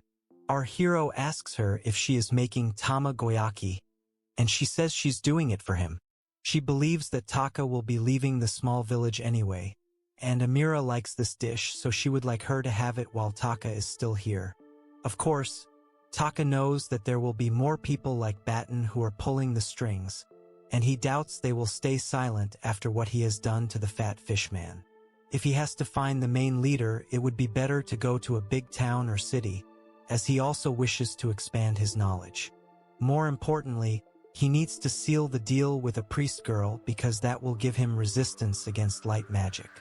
Taka can't afford to find himself in an awkward position against some small fry like Baton again, so he might as well get freaky with Aura. Now, our hero tells Aura even if he leaves the village, it will be fine as he does not intend to cross any further than Helter. He can return whenever he wishes, and does not have plans on leaving anytime soon. This makes Aura happy as she gets to spend more time with her lover Boy, and it gives Taka more of a chance to tease her about not wanting him to leave. Aura says she still has dishes she wants him to teach her, and she still hasn't thanked him yet for all he's done. Our hero holds her close to him and says he doesn't mind getting thanked, but he's not interested in low efforts. He will not be satisfied with things such as a kiss on the cheek, which is nothing to him. It makes Aura super shy, so she decides to give in to her own intrusive thoughts, and she lands a smooch on Taka's lips. Where is this going to lead to for our hero? Will he develop resistance to light magic after getting with Aura? Aura clearly seemed to enjoy this little act, which means she is truly a naughty girl. Even Taka tells her not to act so innocent, but this does feel like it was her first tryst with lips. Our hero asks what is to be done next, so Aura suggests going to her room, true comic guzzler style. Once there, Taka decides to get a full, proper view, and he realizes that Aura really is a knockout babe. She's so beautiful that she can be a princess anywhere, and her curvy body makes for quite the sight, especially in intrusive thoughts. What follows is a bit of sensation which works well for both Aura and Taka. Of course, there's only so much our hero can hold back, so he whips out the finger rub tug 900. The warming seems to go great, and now Aura is ready like a proper snack. Taka says it's time to bring out the elephant, so Aura tells him to make the trunk gentle as it's her first time. The session begins, and it's like a python trying to enter a bottle of water. One thing's for sure, which is that the python is going to soak in the bottle's water. From the way Aura is reacting, it looks like the bottle is going to burst and spray water everywhere. Taka is still concerned, so he says he can use magic to make the pain go away. After all, he wants Aura to enjoy this as much as she can. She says that she is quite happy with the way things are going, and she wants to feel every moment of it. The shoddiness reaches new levels of intensity, and it ends with Aura's volcano erupting and Taka's elephant spraying water all over her. Both of them look like they had a lot of fun, and now we move forward to the both of them fully dressed. Aura looks at Taka and mentions how he said he was interested in her earlier. She thinks that this means our hero likes her, but Taka wants to tease her, so he jokes about him being interested in Aura's doctor skills. He then even tells Aura that he could use a medicine that increases intrusive thoughts by 100 times. After all, he gets shady with women from all races. Taka truly turns to the dark side as he wants to make a medicine to increase sensitivity too, and mass produce it so that he can make tons of money via Aura's skills. Naturally, she gets really upset and calls our hero a devil for having such shady intentions. Now, we move to another place where we see a maid girl by the window. A bird comes to her and looks a bit confused as someone named Nina is told not to slack off, as her mistress is going to return soon. Meanwhile, we see a naughty nun girl doing some really unholy things with a common man who is quite old. This does not make sense, but it's not like the common man is complaining about it. After some time, the unholy nun erupts, and so does the common man, although she is only happy because she has received his seed. This was all over in a couple of seconds, but the common man says he just couldn't control his intrusive thoughts any longer. The unholy nun says that it doesn't matter now because the ritual is over, but the man does not get it. What he does get is a hatchet to the chest as he gets sacrificed after providing his seed. The unholy nun seems to have an assistant who does the slicing for her, and she mocks the common man for thinking that he could get his freak on without paying a price. Having said that, at least the old bugger got to go out on a high. Anyway, the unholy nun says that all of these rituals are to stop some kind of disaster that is coming to Terra. They need to save many other lives, but the number of sacrifices is falling short. Having said that, the naughty nun is sure that she will get what is needed to satisfy her angel. Now, we move back to Taka, who emerges from some kind of black tar. Turns out to be some kind of dark magic bath, and it is really refreshing to our hero. He seems to be sharing the bath with Violet and is also brushing his teeth as if it's a regular Sunday morning. Violet is enjoying herself, and it looks like her magic is slowly recovering. She is glad to have gotten used to her master's magic, and then someone comments that this is the Screaming Agoa. The person saying this is the Coral Sea Lord, Kanaloa. He thinks this is ridiculous because Taka may be a demon, but Violet is a common woman, so it makes no sense for her to be able to absorb dark magic. Violet doesn't appreciate being called a common woman, and Taka feels the same because she doesn't belong to the streets, only his sheets. Taka scolds Kana and tells him Violet is his follower, so it's quite easy for her to absorb dark magic. What's more surprising is that Kana has been able to make himself a throne randomly. We learn that he's an ancestor of the fish people who died here 500 years ago. His soul was preserved by a spell of the fish people who followed, and he was worshipped by royalty like Baton. We saw Taka's sword eating Kana, but our hero got shocked when he realized that Kana was still alive inside the sword. It looks like Kana used the coral throne to protect his body, which is quite impressive, even for a hero class. Now, Taka reveals to us that he's found value in Kana, so he has signed a contract with him, wherein Kana will be his guide and escort. In return, our hero will have to revive him, but he hasn't found a suitable body just yet. Anyway, someone calls out to Taka, telling him that he has visitors from Terra. Taka wants to know what they're doing here, but the only thing they know is that the visitors are of royalty. Taka and Violet go to check it out, and we see the visitors making a fuss over being made to wait. A maid girl says that her Ojo-sama can't wait for so long, so the guard asks her for her name. She is a maid girl named Marta, who is the head maid of the Adrian family. Marta is a cat girl, and she says that the head of the Adrian family has come to meet our hero. She can't believe that anyone here knows about the Adrian family, but then she gets another shock when Taka springs up from behind her and starts hugging her tail. Taka is a man of culture, so he likes girls who are soft and fluffy, but Marta loses her mind. She starts blurting out all kinds of insults because our hero has not learned any manners. Taka is still acting like a gooner, but it looks like Violet and Marta know each other. The cat girl asks Violet to come with her, because there are lots of requests for her in the Adventurers Guild. However, Violet reveals that she has quit everything in order to serve her new master.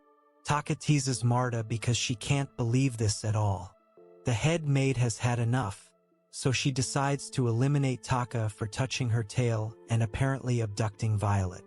She's about to make a big mistake, but then her mistress steps out and says that Taka is the man she is looking for. She too is a cat girl, and she tells Marta to stop her rude behavior. Her name is Ojo, as per how Marta refers to her, and then she reveals that Taka was the one who took Baton's several lives. After all, our hero was able to sneak up behind Marta without her even noticing it. Taka doesn't care for any of these praises, as he simply shifts his gaze to the fox girl. She reveals her real name to be Biliel, and she is the head of the Adrian family. Taka shakes her hand, but then Biliel suddenly starts sniffing him like Cha-hei in Sniff Sung Jin-woo. The fox girl can sense a lot of evil energy from Taka's scent, but the deadlier thing is that she can sense danger. It so happens that our hero is exactly what she is looking for right now. Taka wants to know more, but then Biliel instantly shifts to Violet, whom she also knows well. Violet asks the fox girl what she has come here for, so she tells Marta to hand something over to Taka. She is hesitant at first, but must listen to her mistress, so she gives our hero an invitation. It's an invite to a party that will be held by the Lord of Terra, and it's happening mainly because our hero was able to get rid of Baton. The Lord of Terra is basically throwing a banquet for Taka, but this is hard even for Violet to believe. This party will only involve royalty, influential people, and such others. It's hinted that the fairy of the Azure Dragon Country, the Sunrise Shrine Maiden, and the Elf Princess will also be there. Of course, any man of culture would say yes to such an opportunity, and so does our hero. Biliel is glad to see he is so excited for this, and then she leaves with Marta. Biliel looks at Taka with a flirtatious face and says that she is looking forward to seeing him again. This is enough to make him smile, but Marta clearly seems to be upset. After they leave, Taka asks Violet if Terra is currently fighting a goblin calamity. She confirms it, so our hero asks if Terra can win against the goblins. Violet says that Terra was winning at first, but then some new breed of goblins have shown up, so it's tricky now. Taka wishes that the people on the front line are safe, but that does not seem to be the case. Now, we shift to a giant goblin monster who has some innocent girls as his slaves. It's a pretty ugly and messed up scene as we see the goblins being total diddlers. The girls beg to be saved, so the soldiers do their best to try and save them. They charge at the goblins, but it's of no use, as the new breed is super strong. He is able to slash through the soldiers with ease. The girls beg for a hero, and so do the soldiers, so it's safe to say that only Taka can do something now. Meanwhile, we shift back to Taka, who has reached Terra with Violet by his side. It's supposed to be the Garden of Angels, and it's more of a city than Taka had expected. They can't ride horses in the city without a permit, so they leave them at the stable. It was really peaceful trip, so Taka is confused, as there were supposed to be goblins over here. Violet explains that they came from the south, which is usually safe, and the front lines are in the west. The couple reaches a gigantic gate, so Taka tries to enter, but he is stopped by the guard who calls him a foreigner. He asks if Taka is here for trade or for residence, but he is in for a world of pain if he tries to act smart. Luckily, our hero does not want to create a scene, so he flips a coin towards the guard and tells him he's here for trade. Taka is surprised that he only needed to use one coin, but Violet says that the world runs on money. Our hero comments that this is a big city, but it lacks energy, which might be because of the war. The goblin calamity started around 2 years ago, and from that moment onwards, the trade has been slow here. Taka is actually surprised that there is so much poverty and suffering around him, but the nobles are out here enjoying a lavish banquet. It seems as if changing worlds still isn't enough to change human greed, but that's not relevant to Taka. We learn that Terra is ruled by 5 nobles, with one of them, Lord Carmel, also being royalty. His family makes up the de facto rulers, who are responsible for internal affairs and diplomacy. They have lots of benefits that come with their position, which they use to govern the city.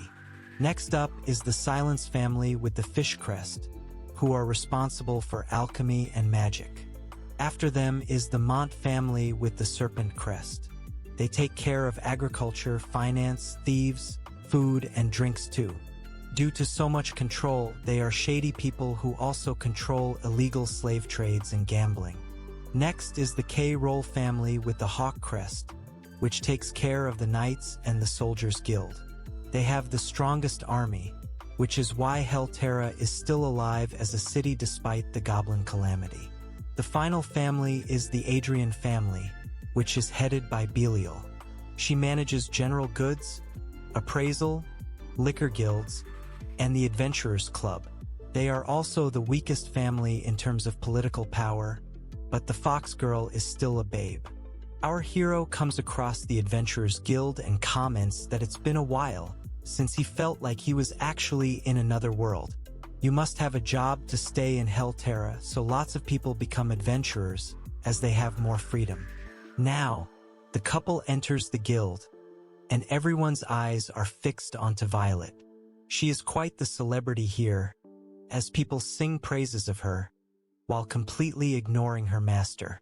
The men look at Violet with intrusive thoughts and comment on how she is a double S-rank adventurer. All sorts of thirsty comments are passed, but the men are told to calm down. The reception girl welcomes Violet and asks her if she has come for a quest. She says she has another agenda and asks if her recommendation is still valid. The reception girl says that Violet has 2 more recommendations, so she asks for Taka to get registered. This causes everyone to lose their minds, because they're seeing the great Violet recommending a man. The reception girl says that Violet is recommending Taka, then he must be super strong, but he jokes by saying he isn't that powerful. Now, our hero is asked to touch a crystal ball with his hand, so that his strength can be measured. His rank will be assigned to him based on the output, but Violet tells the reception girl that may be a bad idea. We learn that the reception girl's name is Anna, and Taka is fine with testing his power. Our hero could end up breaking the crystal ball, but to everyone's surprise, Taka is shown to be only as strong as a common man. He is given the D rank, but the people don't know that the real D is being given to Violet on a daily basis. The people in the guild can't believe this, so they ask Violet if Taka is a noble's son. She, of course, has realized that Taka is hiding all of his powers, but the other men get jealous and refuse to accept that Taka is with a babe like Violet. The one beast man who's trying to keep everyone sane can no longer stop them, so he apologizes to Violet. The slave girl is annoyed by the rude men, so she is about to give them a piece of her mind. However, her master tells her to calm down and not have a rack attack. Our hero now addresses the people in attendance and tells them that he is not a noble or anything like that. Instead, he says that he is Violet's dog, which is a shocker to everyone in the room, but probably the most affected is Violet herself. Naturally, everyone starts spreading rumors about Taka being a shady slave boy to keep Violet happy with his elephant. However, the most jealous man, named Regent, passes out from the shock, so a healer needs to be called. The other men want to know what all Taka has to do, so he feeds into their fantasies by talking about how dominant Violet is with him. He even says things like being stepped on or becoming a chair. In another surprising twist, the men consider our hero to be their hero as well, and start calling him master, because they want to become Violet's dogs too. They can be considered as men of culture, but a very niche kind. Anyway, Taka has become a guru here, and he also catches the attention of another babe who has dogs of her own. She seems to like Taka and wants to play with him too. Now, we see Taka challenging some muscle mommies to a duel in the Female Warriors Guild.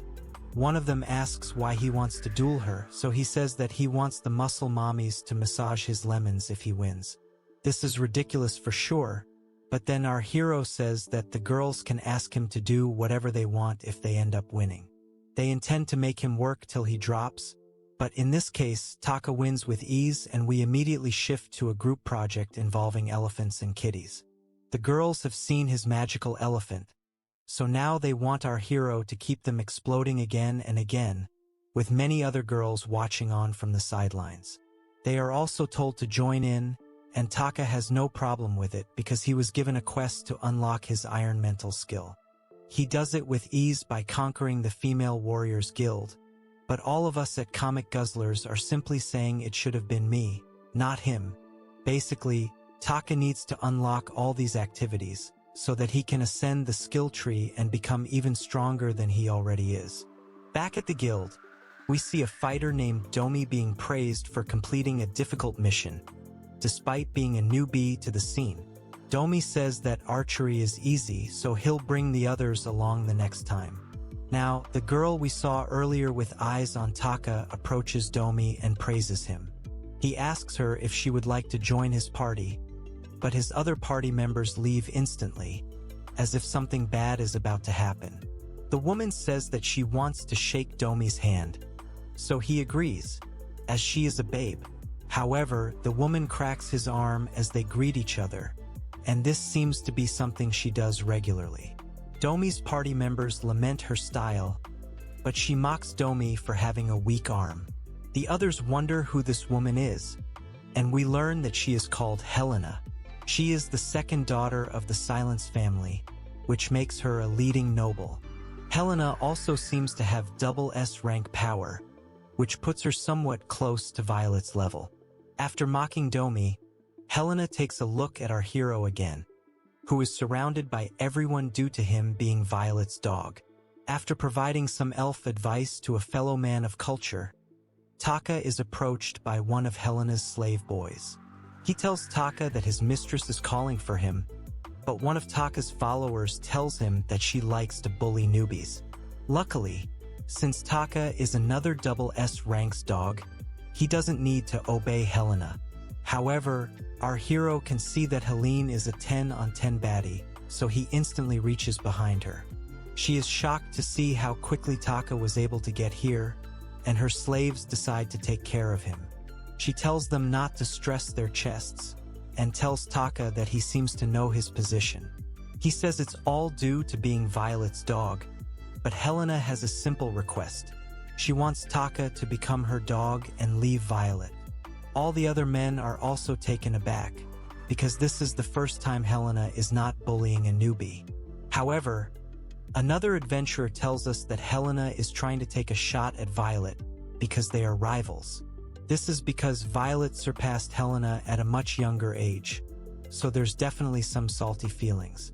This is all a plan to humiliate Violet, and then Helena says that she will expose how horrible her rival is. She believes that Violet may have resorted to shady tactics to get her S rank, and throws all kinds of insults at her. Taka's followers believe he must be getting agitated by what he's hearing, but once again, our hero shocks one and all. He says okay as if it's nothing, and even Helena can't believe that he would agree so easily. The followers hilariously comment that our boy has zero loyalty, and even Regent gets angry. Helena is still cautious because she thinks that Taka is trying to tease her. She wants to test Taka, so she asks him to bend the knee to her as if she is the mother of dragons. He does as she says, and then she asks him to lick her shoe as well. This would be an absolute disgrace to Violet, so all the men tell our hero not to do it. Helena is having a lot of fun right now with this little game she's trying to play, but she has no idea whom she is messing with. Taka licks her shoe with so much power that the shoe gets wiped out, and her feet get attacked after that. Naturally, Helena is baffled, and Taka sneakily goes for her thighs too. The whole scene becomes extremely hilarious, as Taka's tongue turns into a snake searching for a kitty to eat. He is nearing his target, and all the men also beg him not to do this, as it could cause Helena to erupt. Our hero stops just before he hits the target, and he shows off his elephant, which is standing in attention now. Helena goes crazy, as she had definitely not expected this to happen at all. Before we move ahead, let's relax with a filler chapter. At the Terra Witches Academy, we see some witches talking about a new magic professor coming in. Apparently, all the girls who took his lesson had their magic levels increased after just one session. We meet two aspiring witches, Luna and Riri, who are still unsure of such a sensei. At that very moment, the professor shows up, and it's our very own Taka in a disguise. His lessons seem to be more of the physical than the magical kind, as we see some girls asking him to come to their class again soon. Luna is shocked to see how popular Taka is, but that's because she hasn't met his elephant yet. Our hero points out to Luna and asks her if she would like to be strong. She's confused at first, but eventually says that all the girls here would do anything to become a proper witch. That's all our hero needed to hear, so he tells the girls to peek inside a box that is placed close to his elephant. This is super sus, as Riri also suspects something weird. Taka tells the girls to just take a peek, so Luna does as he says. Since we all know that Taka has a blessed elephant that charms any girl who sees it, Luna turns into a water sprinkler in front of her classmates. Riri lifts the box to see what's up, and something is indeed very up. Luna is using the tongue twister 9000, so Riri tries using the same technique. Now that Taka has unleashed the dark side, it's time for him to take another class. He has a field day with all the students, and he's taken a special liking to Luna. He sprinkles his elephant water on her after she explodes, and then he completes her class. He moves on to the others, but Luna wants more, so Taka figures he's gonna get serious now. An endless array of shoddiness follows, and it's safe to say that a lot of stuff is swallowed as well. Once again, the folks at Comic Guzzlers must say that Taka has the best secret power of them all. The next day, Luna can see that her magic levels have increased like crazy. As a matter of fact, she can also use intermediate magic now. All the other girls have the same benefits, so their sensei is definitely the real deal. It's a double bonus for every girl in the academy, because they got their explosions and extra powers too. Luna really wants to know when our hero will come back to teach her again. But what she does not realize is that Taka went to sleep for 2 days after this. After all, He did just clap an entire academy's population of witch students and teachers. Now, it's time to go back to what Taka was doing to Helena. Now that we're back to the story, we can see Violet, who is trying to bring some beverages to her master. But there is a lot of commotion. Upon closer inspection, she is shocked to see what Taka is doing to Helena in front of a live audience. Bro is taking his intrusive thoughts to a whole other level, and Helena has had enough. So she lands a kick to his face. She is clearly very angry as she awakens her flames and continues to call Taka a lowly dog. She's ready to burn him down, causing the others to panic, but our hero is only impressed by the amount of magic she has. Helena unleashes her dragon fire explosion, which looks pretty cool. There's a massive explosion, but Helena notices that Taka is unscathed, thanks to Violet. He obviously can't reveal his own power, so his babe has to do the heavy lifting here. Helena wants to make her pay for Taka's actions, but she's way too fast for her to even keep an eye out. The men are also impressed to see her matching the Flash's speed. But when Violet lands her attack, Helena counters with a fire shield. She too has improved her skills, but Violet is done playing around. So she activates her evil eye. This is a sign for the others to leave, as she unleashes her arrow of the Wind King. However, Helena makes her flame shield even stronger, thus keeping herself safe. She tells Violet that wind only boosts fire, and she made this shield specifically to defeat her rival. With that, she launches her own attack on Violet and manages to cause some damage. The fight gets intense, but Helena is confident that her shield will help her win. However, Violet simply says that Helena's shield is annoying, and then talks about the user's magic and combustion material being crucial towards it. Helena is confused, but then Violet says that if she traps the air, which is the combustion material, she can destroy the shield. The evil eye comes out again, so Helena puts her flame shield to max power. Violet brings out the evil eye Noni, Blade of Wind, which is good enough to extinguish the shield by taking away the air. Now, Violet puts a blade to Helena's neck and says that her powers have been given to her by a demon, so she will never lose to nobility. She farms some aura as she strikes a pose, but Helena curses her rival for besting her again. Helena wants to know how she can beat Violet, but is told that she may not have the talent for it. This makes her remember something from her past, and then she unleashes a burst of power as if she is getting ready to drop a spirit bomb. Helena wants to win badly, but this may not be the best way to do it. She's about to bring out the witch reincarnation flame, which definitely doesn't sound good. There's another explosion, and Violet is badly injured by it. Helena reveals that this spell comes at the cost of her own vitality, and she will use it to erase Violet's wind powers with her flames. With that, she brings out the Hell Flame Nova Burst, which is a dope spell name. The surrounding area also catches fire, and people are unable to breathe too.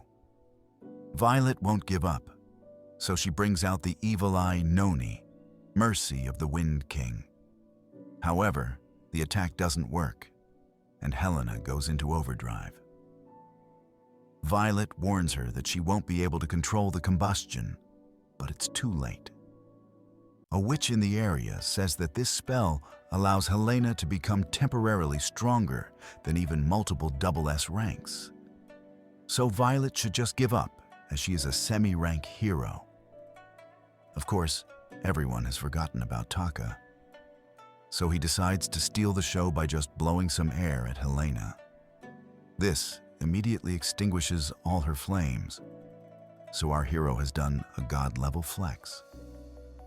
Helena can't believe that Taka erased her flames with zero effort, but she is also in her birthday suit. The others can't believe that the transformation magic got cancelled, but for now, Helena's followers rush to her aid.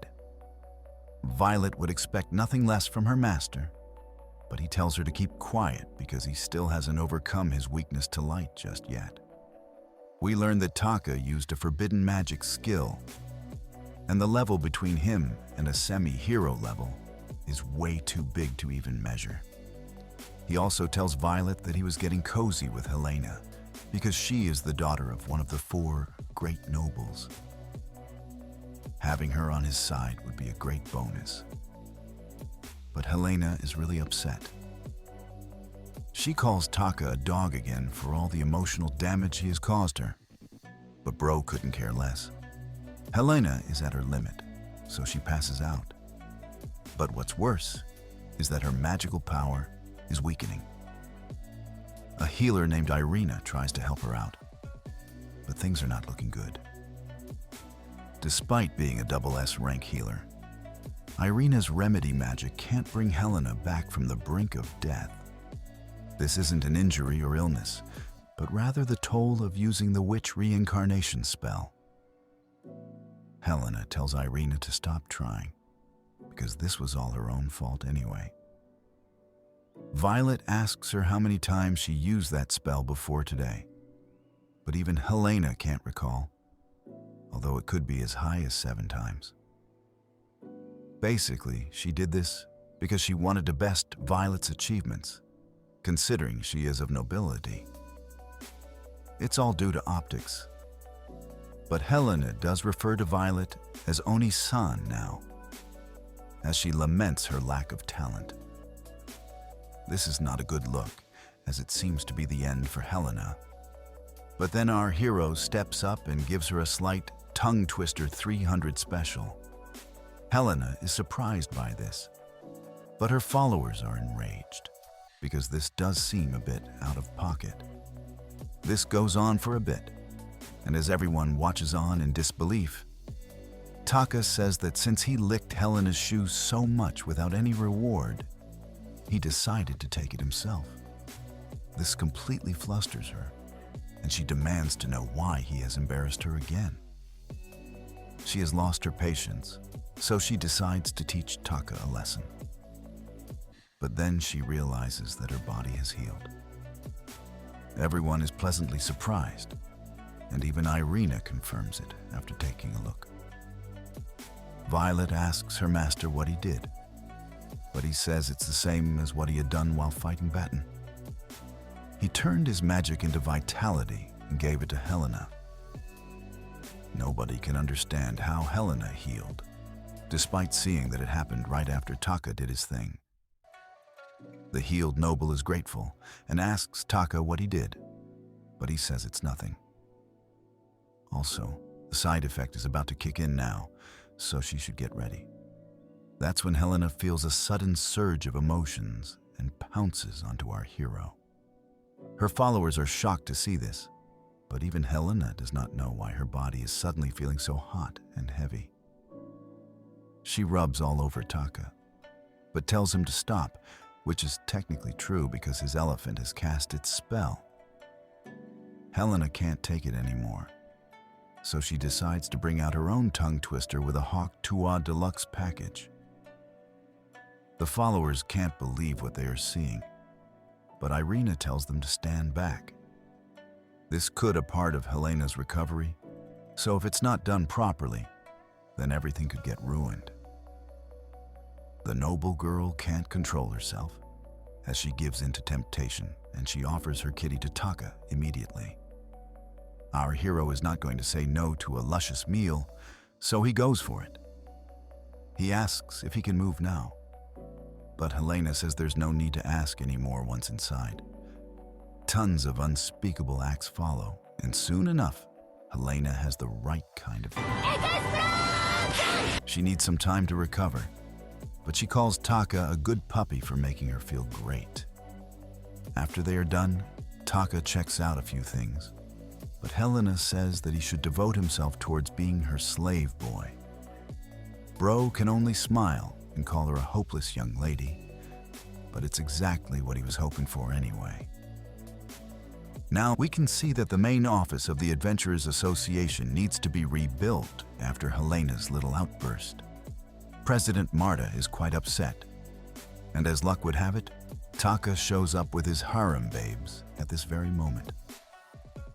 Naturally, this only makes matters worse for him, as Marta uses her magic on our hero to vent her frustration. She scolds him for joining the association without telling her, because he has already destroyed it. Helena asked Marta to forgive Taka, as he is her beloved puppy, and she is willing to pay for the damages. However, Marta says that she will give them a compulsory quest instead of taking money. Helena argues that she wants to use Taka to defeat Violet, but our hero only wishes to visit some women of the night and elf place. Violet is the only one benefiting from this quest, so she asks for the details, which have to do with a missing person. The target is the saint of the church, known as Oasis. She had gone with some other sisters to confront the goblins, but her communication has been cut off since yesterday. Only the corpses of the escort squad have been found, but Oasis is the same unholy nun we saw earlier. Marta doesn't have many people at her disposal right now, so Taka's squad should do. Helena is not keen on this, but our hero wants to save Oasis. The girls are confused, but now we move to the scene of the crime. The goblins are being chill guys after ending all the soldiers, but in the middle of all the dead bodies, there are two women who are trying to be as still as Drax from Guardians of the Galaxy. The goblins seem to not find them, so one of the girls says it's fine to move slowly. But this was just a psych, as the monsters grab the poor women. The senior woman is horribly wronged by the goblins, and the innocent girl is about to have her modesty outraged. Luckily, before that can happen in the most horrific manner, somebody comes to the scene and takes down the goblins like a boss. After that, the few remaining goblins are burnt to ashes by a strong flame attack. At this moment, Taka, Helena, and Violet show up to the scene. Helena compliments our hero, but he says it was a simple trick. She wants to know how he uses his vitality magic, but he says it was a fluke, as he does not want to reveal his true self. The attacked women thank the squad for saving them from a certain horror, and then they are given some clothes to cover themselves. Violet asks if they were a part of Oasis Sama's escort squad, to which they say yes. They were apparently attacked by a giant goblin that they had never seen before, and this caused their squads to get separated. Upon being asked about the others, the women can only show us sad faces, because the men were killed, and the women were violated and taken away. Violet hopes that the nun girl is safe, but Helena feels something is suspicious. Usually there's nothing in the goblins' heads apart from reproduction. However, until 2 years ago, it had stopped being only about an inherent need to reproduce. Recently, these monsters make such horrifying faces while committing shameless acts that it does not seem instinctive at all. Taka feels that they are committing these crimes for the fun of it, which is an important finding. The goal in this case is not reproduction, but rather pleasure. On that note, our hero takes a taste of a goblin's blood, but that's a bit disgusting. Helena is shocked to see this and tells her lover boy to brush his teeth before he thinks of any tongue twister action. But there is something more interesting at play. The blood of the goblins tastes like it is straight from hell. This is enough for Taka to realize that something is up. What exactly is going on here? Is Oasis carrying out some cult mission under mind control? How is Taka going to counter holy light magic? There's more to the story that we need to unpack, but sadly, This is the end of today's video. Like, share, and subscribe if Taka is someone you see on the same level as Yuta, Ceres, Ichida, or Wayne. Tell us your favorite babe. Is it Aura, Violet, or now Helena? This story has quite a few chapters left, so I'm willing to cover more of it if you guys give this video some views. After all, us men of culture need to stick together. Okay then, I'll see you in the next one.